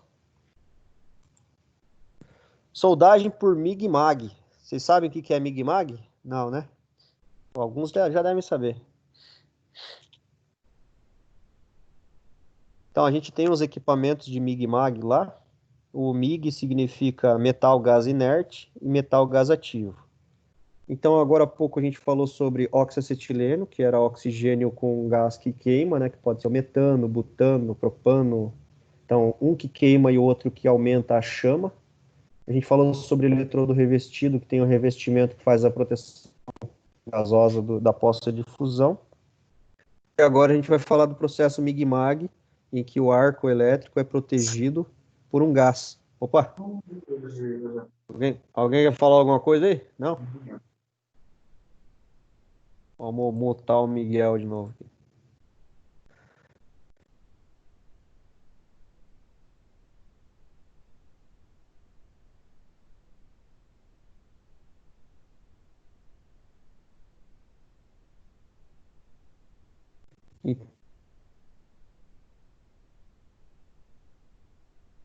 Então,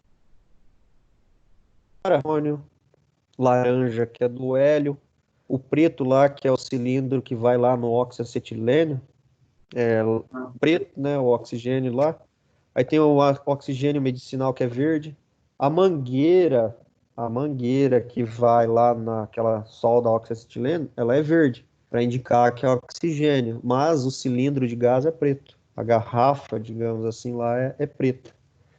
O amarelo é hidrogênio e o bordô é o acetileno.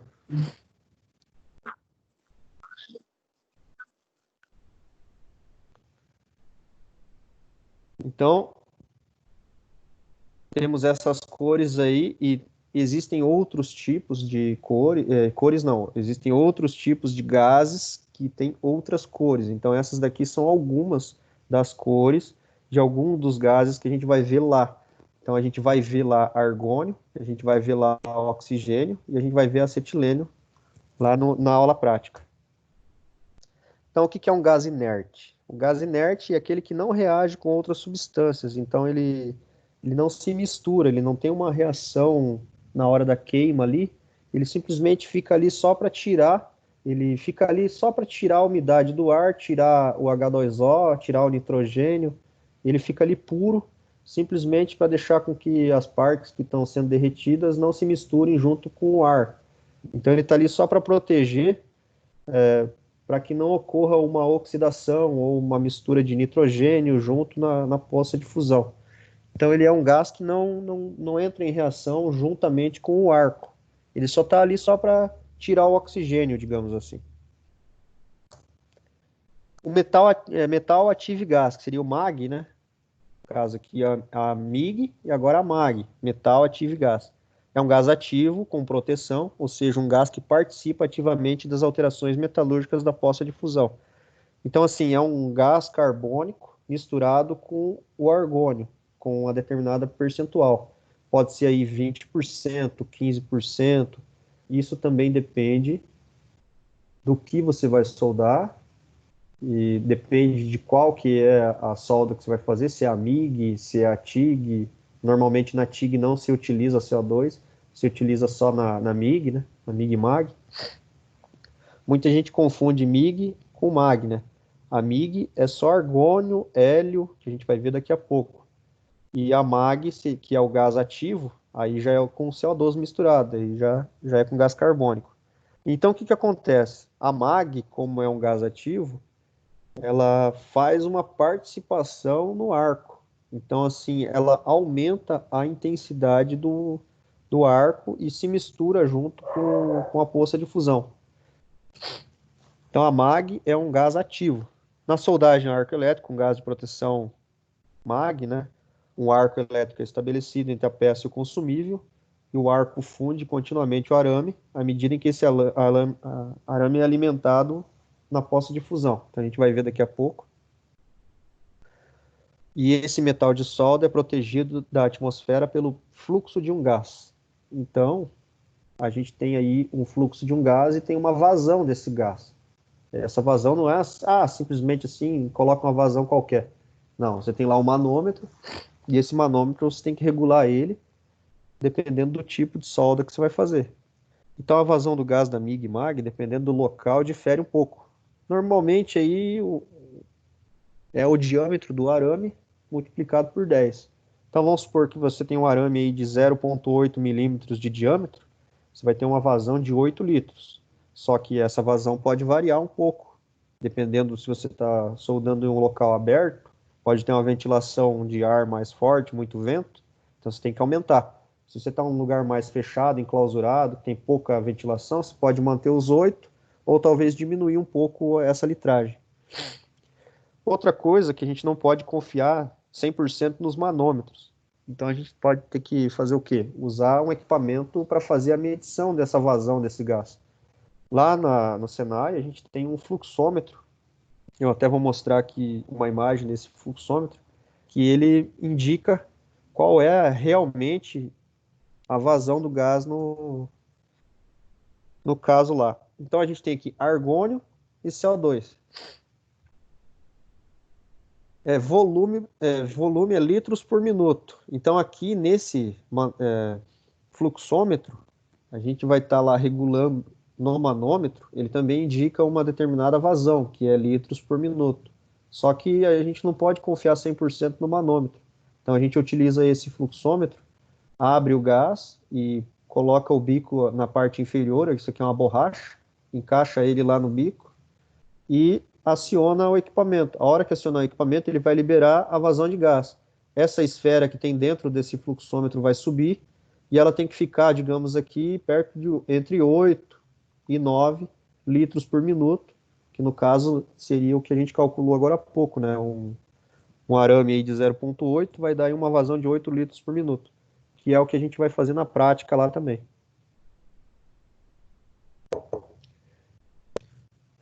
Peguei alguns manômetros lá que estavam com problemas e deu essa variação. Então a gente regulava lá para 8 litros por minuto no manômetro e realmente lá estava com 12, 15 litros por minuto na vazão. Então aqui a gente tem alguns tipos de aparelho, né? O que difere aí são os tipos de alimentador, onde está o rolo. Os equipamentos que nós temos lá no Senai, todos os rolos, bobinas, ficam na parte interna do equipamento. O comprimento das mangueiras ali não varia, eu acho que são de 3 metros, não passam disso. Então a gente tem aí alguns equipamentos com a bobina e o cabo mais longo e alguns equipamentos com os cabos mais curtos. Na parte interna desse nosso equipamento de MIG e MAG, então a gente vai ter lá a bobina, ela vem aí com 15 quilos mais ou menos de arame. Não sei quantos metros dá isso, mas dá bastante. Vai ter um guia, então o arame vai sair de dentro da bobina, vai se desenrolar, vai passar por dentro do primeiro guia, aí depois ele vai passar por um par de polia, os rolos no caso, né? Um vai ser um rolo que vai dar pressão e o outro vai ser o rolo que vai dar tração, que quando você apertar o gatilho, vai fazer com que esse rolo, que é o alimentador, no caso, gire, que tem até um canalzinho de chaveta ali para fazer o giro, faça com que esse arame se desloque, passando por dentro de um condutor, e chegue até lá no bico. Então, vou mostrar para vocês mais para frente o bico. Aqui, então, é uma vista mais explodida do rolo compressor e do rolo de alimentador. Então, a gente tem aqui um com uma ranhura, né? Que, no caso, essa ranhura tem que ser referente ao diâmetro do arame que você vai soldar. Se você vai soldar um arame de 1.2, você tem que ter um rolo compatível com o arame de 1.2. Se você vai soldar com um arame de 1 milímetro, esse rolo aqui tem que ser compatível com o arame de 1 milímetro para fazer o deslocamento e o tracionamento correto. Existem alguns tipos de arame, né? Tem esse que é o sólido, que é o que a gente vai utilizar lá, que ele é protegido por gás, argônio misturado com CO2. No caso, vai ser, eu acho que 20% de CO2 e o restante é argônio, que a gente vai estar utilizando lá. E tem o tubular. Esse tubular, na maioria das vezes, ele já vem dentro desse arame uma espécie de fluxo, que é aquele fluxo de proteção da poça de fusão. Então, pode ou não também ser complementado com proteção a gás. Então, esse fluxo faria a proteção como se fosse um eletrodo revestido. Então, como que a gente escolhe o diâmetro do arame? Então, a potência do equipamento de solda, por exemplo, é uma fonte de energia de 200 amperes, não deve utilizar um arame de 1,5, sendo mais recomendados de 0,6 a 1 milímetro, para aplicações que não necessitem de elevado fator de trabalho. Então, você vai pegar a potência do teu equipamento e vai ver, opa, ele aguenta derreter esse diâmetro de arame ou não. Então, você vai comprar o equipamento referente ao arame que você vai usar. Então, não adianta você comprar um equipamento aí com uma amperagem baixa e querer utilizar um arame que necessita de uma amperagem alta. Então, você tem que ser compatível, né? Você tem que ter aí o arame compatível com o teu equipamento, no diâmetro. A espessura da chapa que você vai soldar. Então, assim, chapas finas você pode estar utilizando um equipamento com menor, digamos, corrente, com arame com diâmetro menor, né? Em casos especiais, aí, as chapas com menos de 2 milímetros de espessura, é importante considerar o uso de outros tipos, como a TIG. Então a TIG a gente vai ver mais para frente.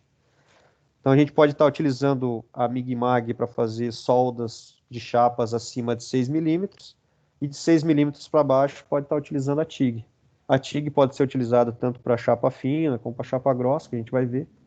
Mas a MIG, então voltando à MIG, né, e a MIG-MAG no caso, é para chapa mais grossa. Posições de soldagem da MIG-MAG, então soldas fora de posição, geralmente utilizam transferências por curto-circuito ou pulsada. Requerem arame de diâmetro de 0,9 ou 1 milímetro, sempre considerando também a espessura da chapa. Então, para você escolher o teu equipamento, também você tem que ver tipos de material que você vai soldar, né? Se vai ser chapa grossa, chapa fina, a intensidade da corrente, tudo. Que mais? Vamos ver. Aqui, nesse slide, fala sobre a abertura excessiva e irregular, exige o uso de técnicas de soldar. Então, o soldador ele vai desenvolver, com o passar dos anos, as técnicas, que no caso seriam os movimentos. O movimento de zigue-zague, o movimento elíptico, o movimento do vai e vem. Tem vários tipos de movimentos, de costura, de soldagem, que a gente vai estar fazendo na prática lá alguns exemplos, para vocês praticarem, para vocês verem qual que é o tipo de preenchimento que esses movimentos durante o derretimento do arame vão exercer sobre a poça de fusão. Aqui estão alguns exemplos de gatilhos aí, né? Vocês podem estar vendo aí as tochas, no caso de solda MIG-MAG. Então a gente tem aqui o local onde a gente segura e o gatilho que a gente aciona. Então o arame ele vai ser impulsionado lá por aquelas polias, por aquelas roldanas, vão passar por dentro de um conduíte, no caso é uma mangueirinha parecida com um cabo aí um cabo que seria um cabo de embreagem, um cabo de freio de bicicleta, então é como se fosse aquele revestimento interno, né, para dar um guia naquele arame.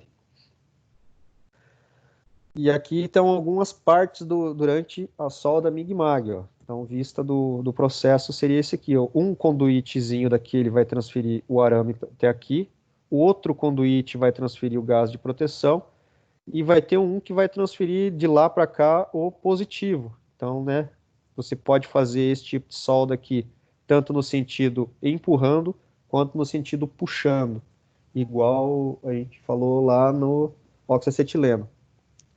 Vamos estar fazendo isso na prática também para ver a diferença. Aqui estão, então, alguns exemplos, né, uma vista explodida do bico ali da parte interna. Então, esse bico de contato que vocês estão vendo ali, ó, ele tem que ser escolhido também. Igualmente é escolhida aquela polia lá que a gente falou de tracionamento. Se o arame é de 1 milímetro, você tem que usar uma polia para um arame de 1 milímetro e tem que usar o bico de contato para 1 milímetro, porque esse bico de contato faz o contato do positivo com o arame. Então, é ali naquele bico de contato que faz a ligação digamos assim, da fase com o negativo na peça. Então, se você está usando um bico de contato com um diâmetro aí de 1,2 e o teu arame é de 0,8, vai ter momentos ali em que o teu arame vai começar a se deslocar e não vai gerar um curto, digamos assim, eficiente entre a tua fase e a tua peça. Então vai fazer com que o teu arame não derreta em determinados intervalos de tempo. Então pode ser que a tua solda não fique boa. Então você tem que ter o arame, o bico compatível e aquela roldana lá na parte interna compatível também. Tem aquela guia espiral que eu falei para vocês, que é como se fosse um cabo de embreagem, que é a parte externa, né? Seria tipo como se fosse um conduíte de carro, o arame passa dentro. Tem o difusor, que é o que leva o gás até lá, que faz com que haja a mistura do gás, né? Para fazer a proteção durante o derretimento do arame. Quando você aperta o gatilho, então lá, que eu mostrei para vocês ali atrás, enquanto esse gatilho estiver pressionado, o arame vai estar sendo enviado.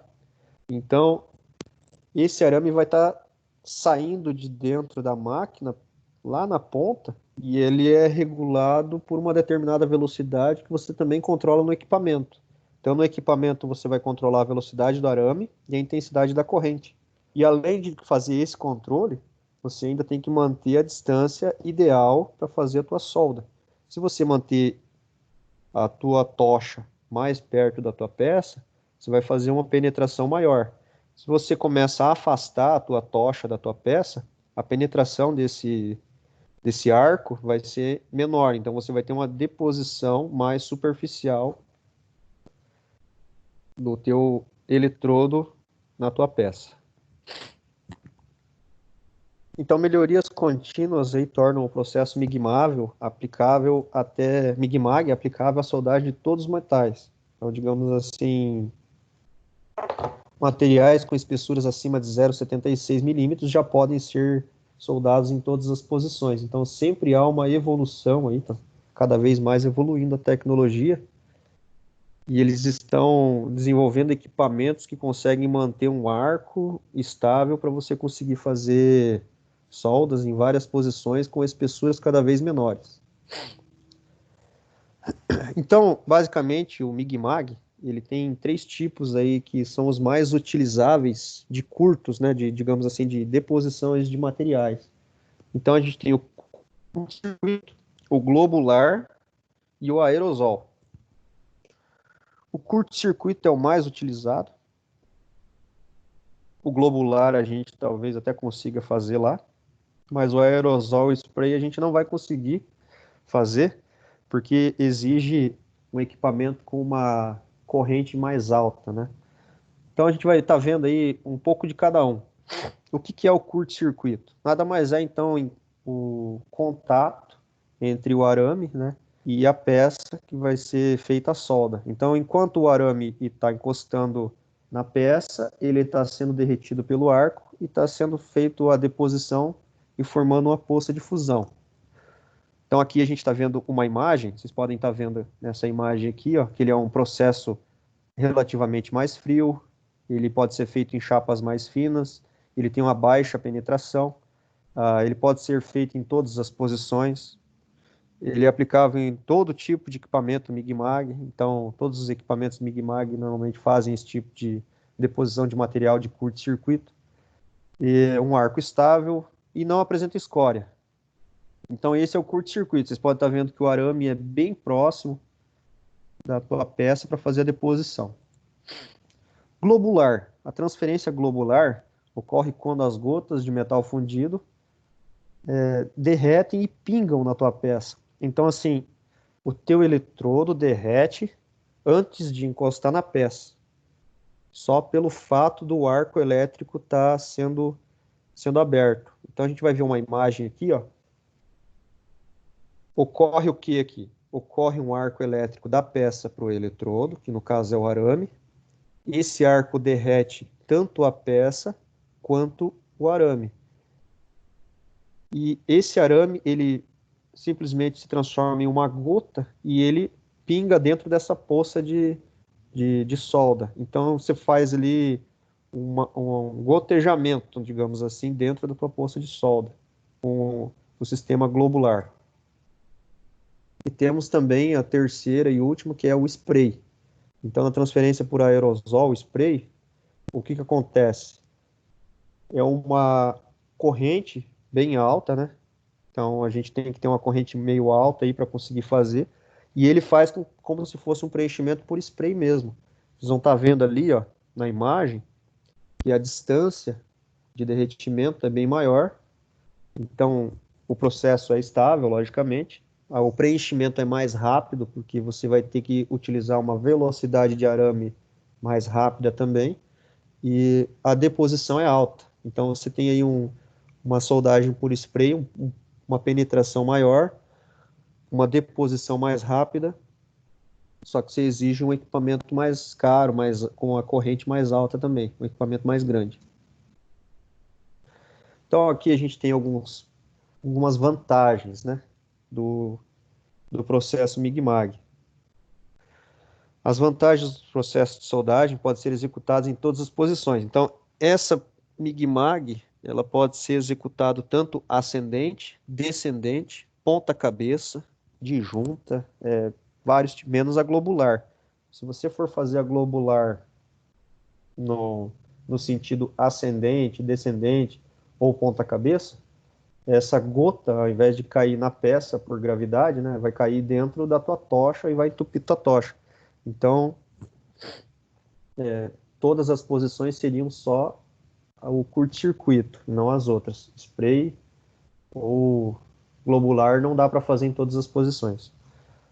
Então você pode estar executando aí em diferença do eletrodo revestido. O eletrodo revestido aí tem 30 centímetros. Toda vez que você termina de derreter, você tem que trocar o eletrodo revestido e colocar outro. Esse aqui não. Você pode fazer um cordão aí de 1 metro de comprimento sem parar. Então a alimentação dessa MIG-MAG ela é contínua até acabar o rolo do arame que tem dentro da máquina. Então existem rolos de arame com mais de 15 quilos, né? Existem rolos de arame aí maiores. Por exemplo, linhas de produções de veículos aí na indústria automotiva utilizam aí rolos de arame bem maiores do que esses que a gente vai utilizar lá. Então a taxa de deposição também são altas, né? Então o eletrodo revestido ele é muito bom para você soldar ele em estruturas metálicas, mas quando você precisa fazer algum outro tipo de solda com mais continuidade, né, sem interrompimento, você tem que usar a MIG-MAG.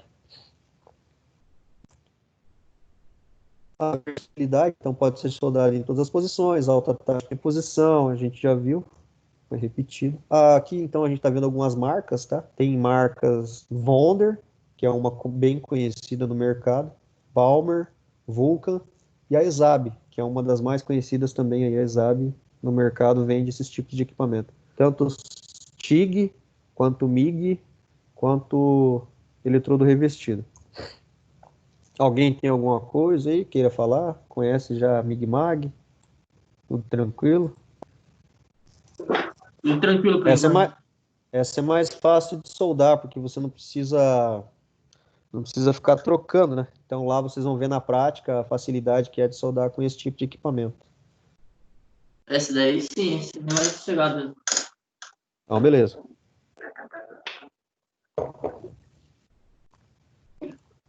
Então, vamos para a próxima. Ih, fecha.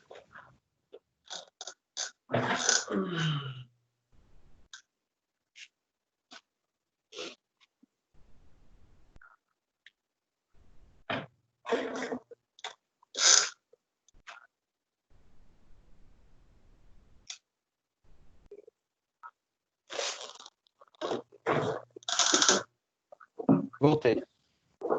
Fui minimizar aqui, acabei fechando minha tela, mas voltei.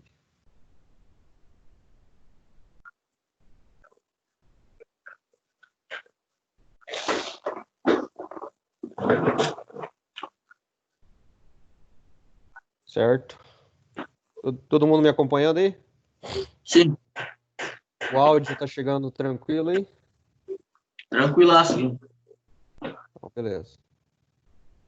Então agora a gente vai falar de TIG. Alguém já soldou com TIG? Eu já. Já? Soldou tranquilo, fácil, moleza? Não é 100%, né? Aquelas escaminhas que a gente, que todo mundo busca aprender, né? Mas Aham. dá pra tudo Uhum. sim já. Entendi. Então eu vou estar dando uma pincelada aqui o que é o processo TIG, para vocês entenderem aí como que funciona mais ou menos aí, para na prática lá também estar colocando a mão na massa lá e utilizando lá o que nós temos. Então esse processo ele utiliza um arco elétrico também e um eletrodo não consumível. No caso é um arame que fica dentro lá do gatilho, lá da tocha, né? Para abrir esse arco, então esse arame lá não consumível, que é de tungstênio, né? Então TIG é tungstênio inerte gás. Então tungstênio seria o eletrodo, o eletrodo não consumível e o gás inerte seria o argônio, podendo também ser o hélio, entre outros. Então ele é aberto, ele abre o arco entre a peça e o eletrodo. Ele tem, então, o arco aberto, ele começa a fazer a poça de fusão e você tem um outro arame, que seria o arame do eletrodo consumível, que você adiciona dentro dessa poça de fusão. Então, esse tipo de solda, ele dá um acabamento muito bonito, né? Um acabamento superficial e excelente. Esse arame consumível tem que ser compatível com a peça que você vai soldar também. Então, se você vai soldar inox, tem que usar um arame de inox. Se for soldar alumínio, utilizar arame de alumínio.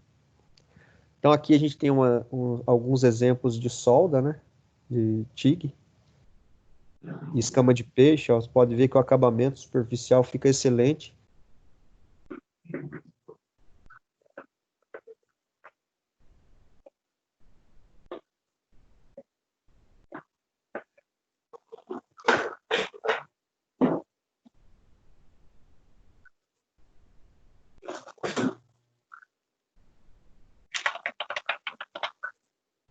Apertando ali no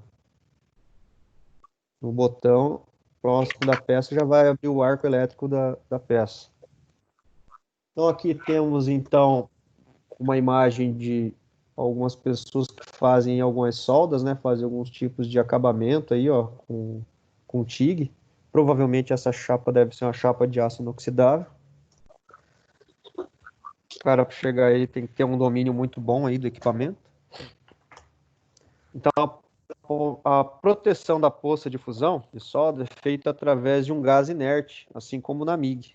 Ela pode efetuar soldas em corrente contínua e em corrente alternada, dependendo do equipamento a ser usado. Nós temos lá no Senai, aqui no Senai, no caso em Cascavel, dois tipos de equipamento. Um que é com corrente contínua lá, e outro que são com corrente alternada. Então a TIG com corrente alternada, ela solda alumínio. E com corrente contínua, no caso retificador, né? Ela solda só o aço. Então nós vamos estar vendo as duas lá também. Temos a tocha. Essa tocha aí é da Sumig. Como vocês podem estar vendo, não tem gatilho nessa tocha. Então essa aqui é uma tocha que não tem alta frequência. Então você tem que encostar o tungstênio na peça, vai abrir o arco e depois você tem que desencostar o tungstênio da peça. Manter a uma distância somente para o arco ficar estável.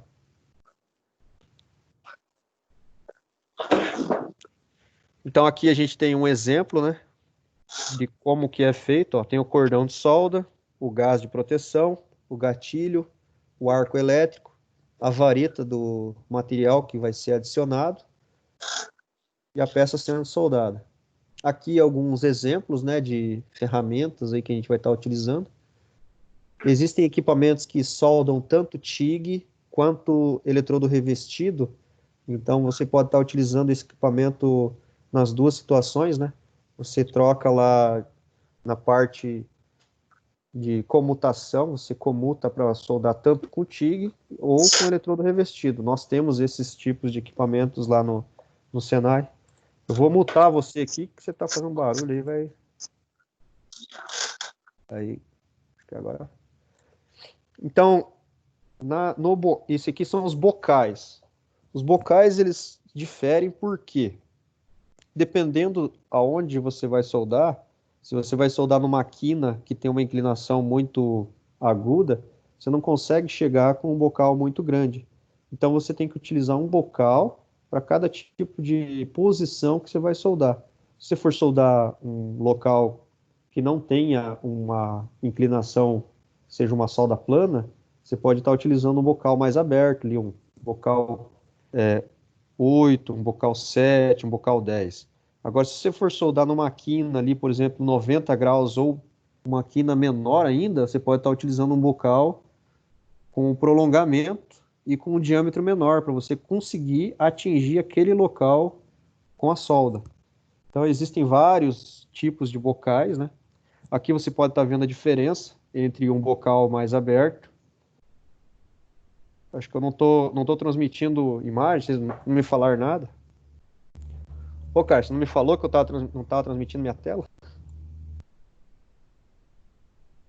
Meio estranho até, hein? Vou voltar lá então, ó. Ah, agora sim. Você não me falou nada, se tivesse me falado, eu nem percebi também. Bom, vamos voltar para trás então. Tungstênio inerte gás, que é o que eu falei, né? Deixa Sim. eu ver se está sendo gravada a aula, porque é só que falta não está sendo gravada ainda. Não, ainda está sendo gravada, então beleza. Pelo menos isso. Ninguém me falou nada, hein? Pô, tô vendo, só você está participando. Então, esse processo você utiliza o arco e ele faz esse tipo de acabamento aí que eu tinha falado, né? Então, ele dá um acabamento superficial excelente. Vou minimizar aqui. Não sei se está conseguindo ver aí agora, né? Agora que eu estou transmitindo a tela. Então, esse aqui é o tipo de acabamento que a gente busca encontrar aí no tipo de solda TIG. Esses equipamentos de alta frequência que eu falei para você, um equipamento de alta frequência, ele faz o quê? Você aproxima o tungstênio da peça e só por aproximar ele e apertar no gatilho, ele já abre o arco. Então você não precisa chegar muito próximo da peça para você conseguir abrir esse arco.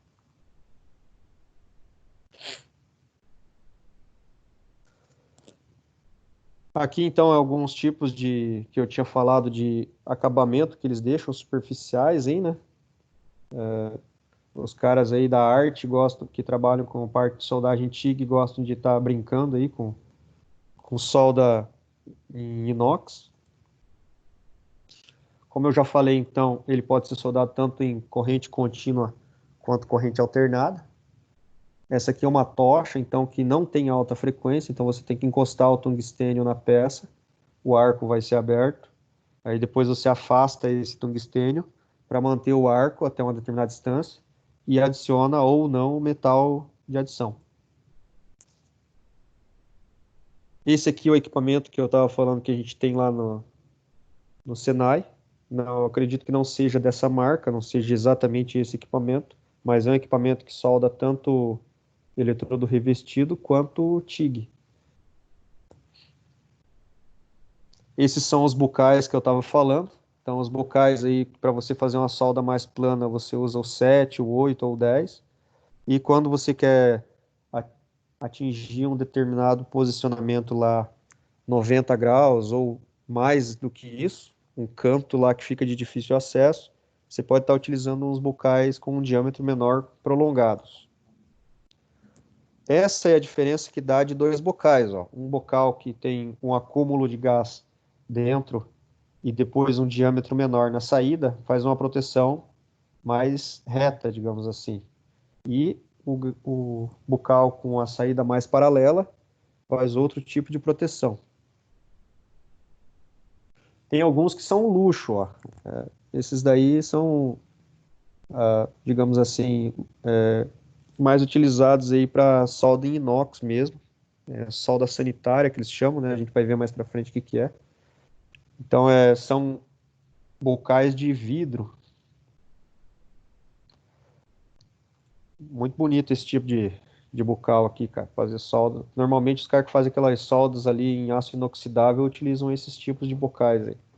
E são bem mais caros normalmente do que esses tipos de bocais, mas são excelentes. Então aqui é uma vista explodida do gatilho, digamos assim. Então a gente tem o gatilho, dentro do gatilho tem um botãozinho que faz o acionamento. Dentro dessa mangueira aqui vai passar o gás. Aqui dentro fica o tungstênio. Então tem os bocais aqui que podem ser substituídos. O tungstênio ele tem um ponto de derretimento, ponto de fusão acima dos 3.000 graus Celsius. Então ele é utilizado porque o ponto de derretimento dele é inferior ao material que vai ser soldado. Então o 1045, o 1020, o aço inox, eles têm um ponto de fusão abaixo dos 3.000. Então ali, ó, o ponto de fusão do inox, ele fica entre 1598 e 1800 Kelvin, e em graus Celsius ele fica até 1530 graus Celsius. Então é a metade da temperatura do ponto de fusão do tungstênio. Por isso que o tungstênio é utilizado para abrir o arco. O tungstênio ele é dividido em cores, né? Então a gente tem o vermelho, tem o verde, tem o branco, o azul. O que que significa cada uma dessas cores? O vermelho ele é misturado com tório. O verde ele é puro, é só o tungstênio puro. O lantânio ele tem a ponta azul. O branco é o zircônio e o cinza é o cério. Para cada tipo de ponta, é para um tipo de solda. Então, por exemplo, o vermelho, que é com 2% de tório, ele é o mais utilizado. porque ele é excelente para fazer soldas aí com aço comum, até inox ele solda. Ele é aplicado tanto para corrente alternada quanto corrente contínua. Então, ele pode ser utilizado para vários. Ele é um dos mais utilizados, é o com ponta vermelha. E tem o com ponta verde, que no caso seria o tungstênio puro. Ele serve para fazer soldas em corrente alternada, para soldar alumínio, cobre, esse tipo de coisa. Então ele possui uma baixa capacidade de corrente, né? Então ele melhora bastante aí quando você for fazer uma solda em alumínio. Ele não é recomendado para fazer solda em corrente contínua, pois não fornece uma transferência de arco tão eficiente quanto o outro vermelho, é mais para corrente alternada mesmo. O de ponta azul é lantânio, então assim, ele é utilizado para fazer soldas com mais estabilidade, ele dura mais, né? Ele tem uma estabilidade de arco tanto baixo quanto potência mais alta, então também é bom, né? O lantânio, ponta azul. Tem o zircônio e o ponta cinza, que é o sério. Então a gente tem alguns lá. Não tenho certeza quais os tungstênios que a gente tem lá, mas o vermelho e o verde a gente tem. Podemos dar uma olhada lá, ver quais as outras coisas a gente tem. E ele é indicado para solda sanitária. Então, o processo TIG é o mais indicado para solda sanitária, pois o mesmo é uma solda limpa, né? Então, ele não deixa escória nenhuma, não tem que limpar, ele é quase praticamente zero de oxidação. Ele também faz solda ascendente, faz solda descendente, você não tem mistura de impurezas na solda, você pode fazer com ou sem a adição de materiais, né? Então, normalmente ele é utilizado aí nas indústrias alimentícias, porque as indústrias alimentícias utilizam aço inox, e elas precisam de um acabamento, precisam ter uma solda de qualidade, então eles utilizam na maioria das vezes esse tipo de solda para fazer solda para equipamentos de alimentos. Esse tungstênio, ele fica dentro lá da capinha lá, protegido lá pelo gás, e ele tem que ter uma afiação na ponta dele. Quanto mais aguda for essa afiação na ponta do tungstênio para abrir o arco perto da peça, maior é a profundidade da poça de fusão. Então, com o passar do tempo ali que você vai tá soldando, ele vai desgastando essa ponta, você tem que afiar ela novamente. Então, dependendo aí da profundidade que você precisa da tua poça de fusão, você afia com uma angulação maior ou menor. Então, de todas essas soldas elétricas que a gente falou, né, soldas com corrente elétrica por fusão de arco elétrico, que no caso foi eletrodo revestido, MIG-MAG e TIG, o que influencia? Então, a corrente e a tensão. Então, você precisa configurar o teu equipamento a uma determinada corrente em relação à tua tensão de alimentação. Então, a corrente influencia, a tensão influencia, a vazão do gás influencia, na TIG também é utilizada uma vazão em relação a onde você está soldando.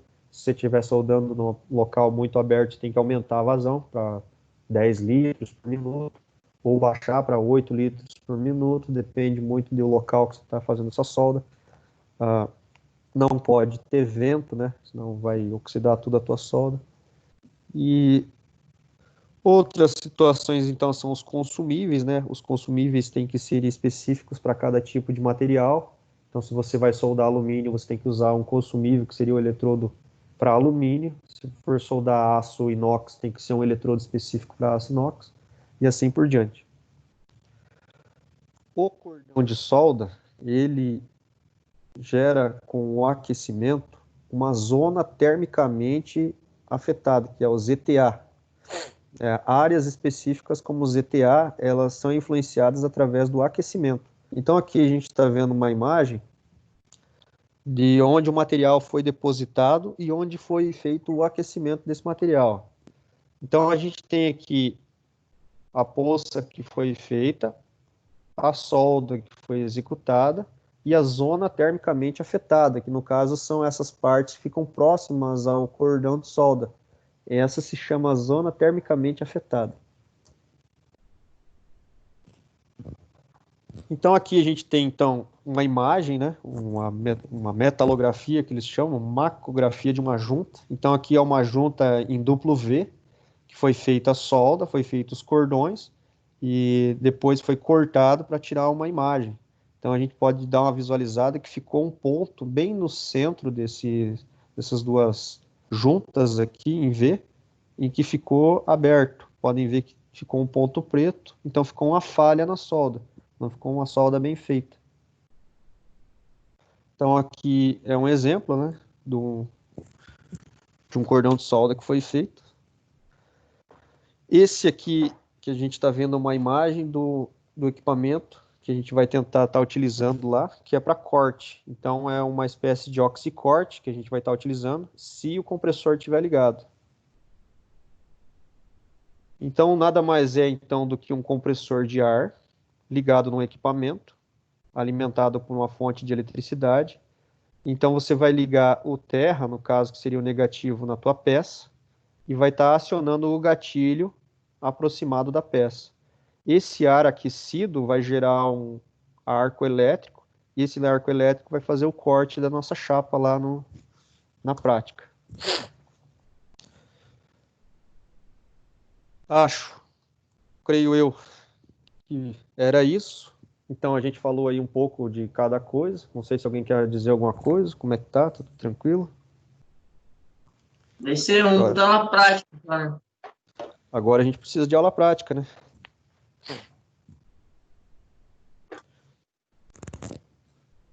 Pelo jeito, só um que tá com a câmera ligada. Tivemos aí 1, 2, 3, 4, 5 participantes. 6 comigo. Espero que tenham entendido alguma coisa. Eu vou estar, então, encaminhando aqueles links que eu tinha comentado com você por WhatsApp no grupo. Vou passar agora já.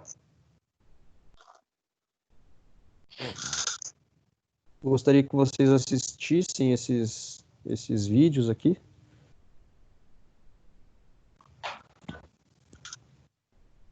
Vou ver aqui.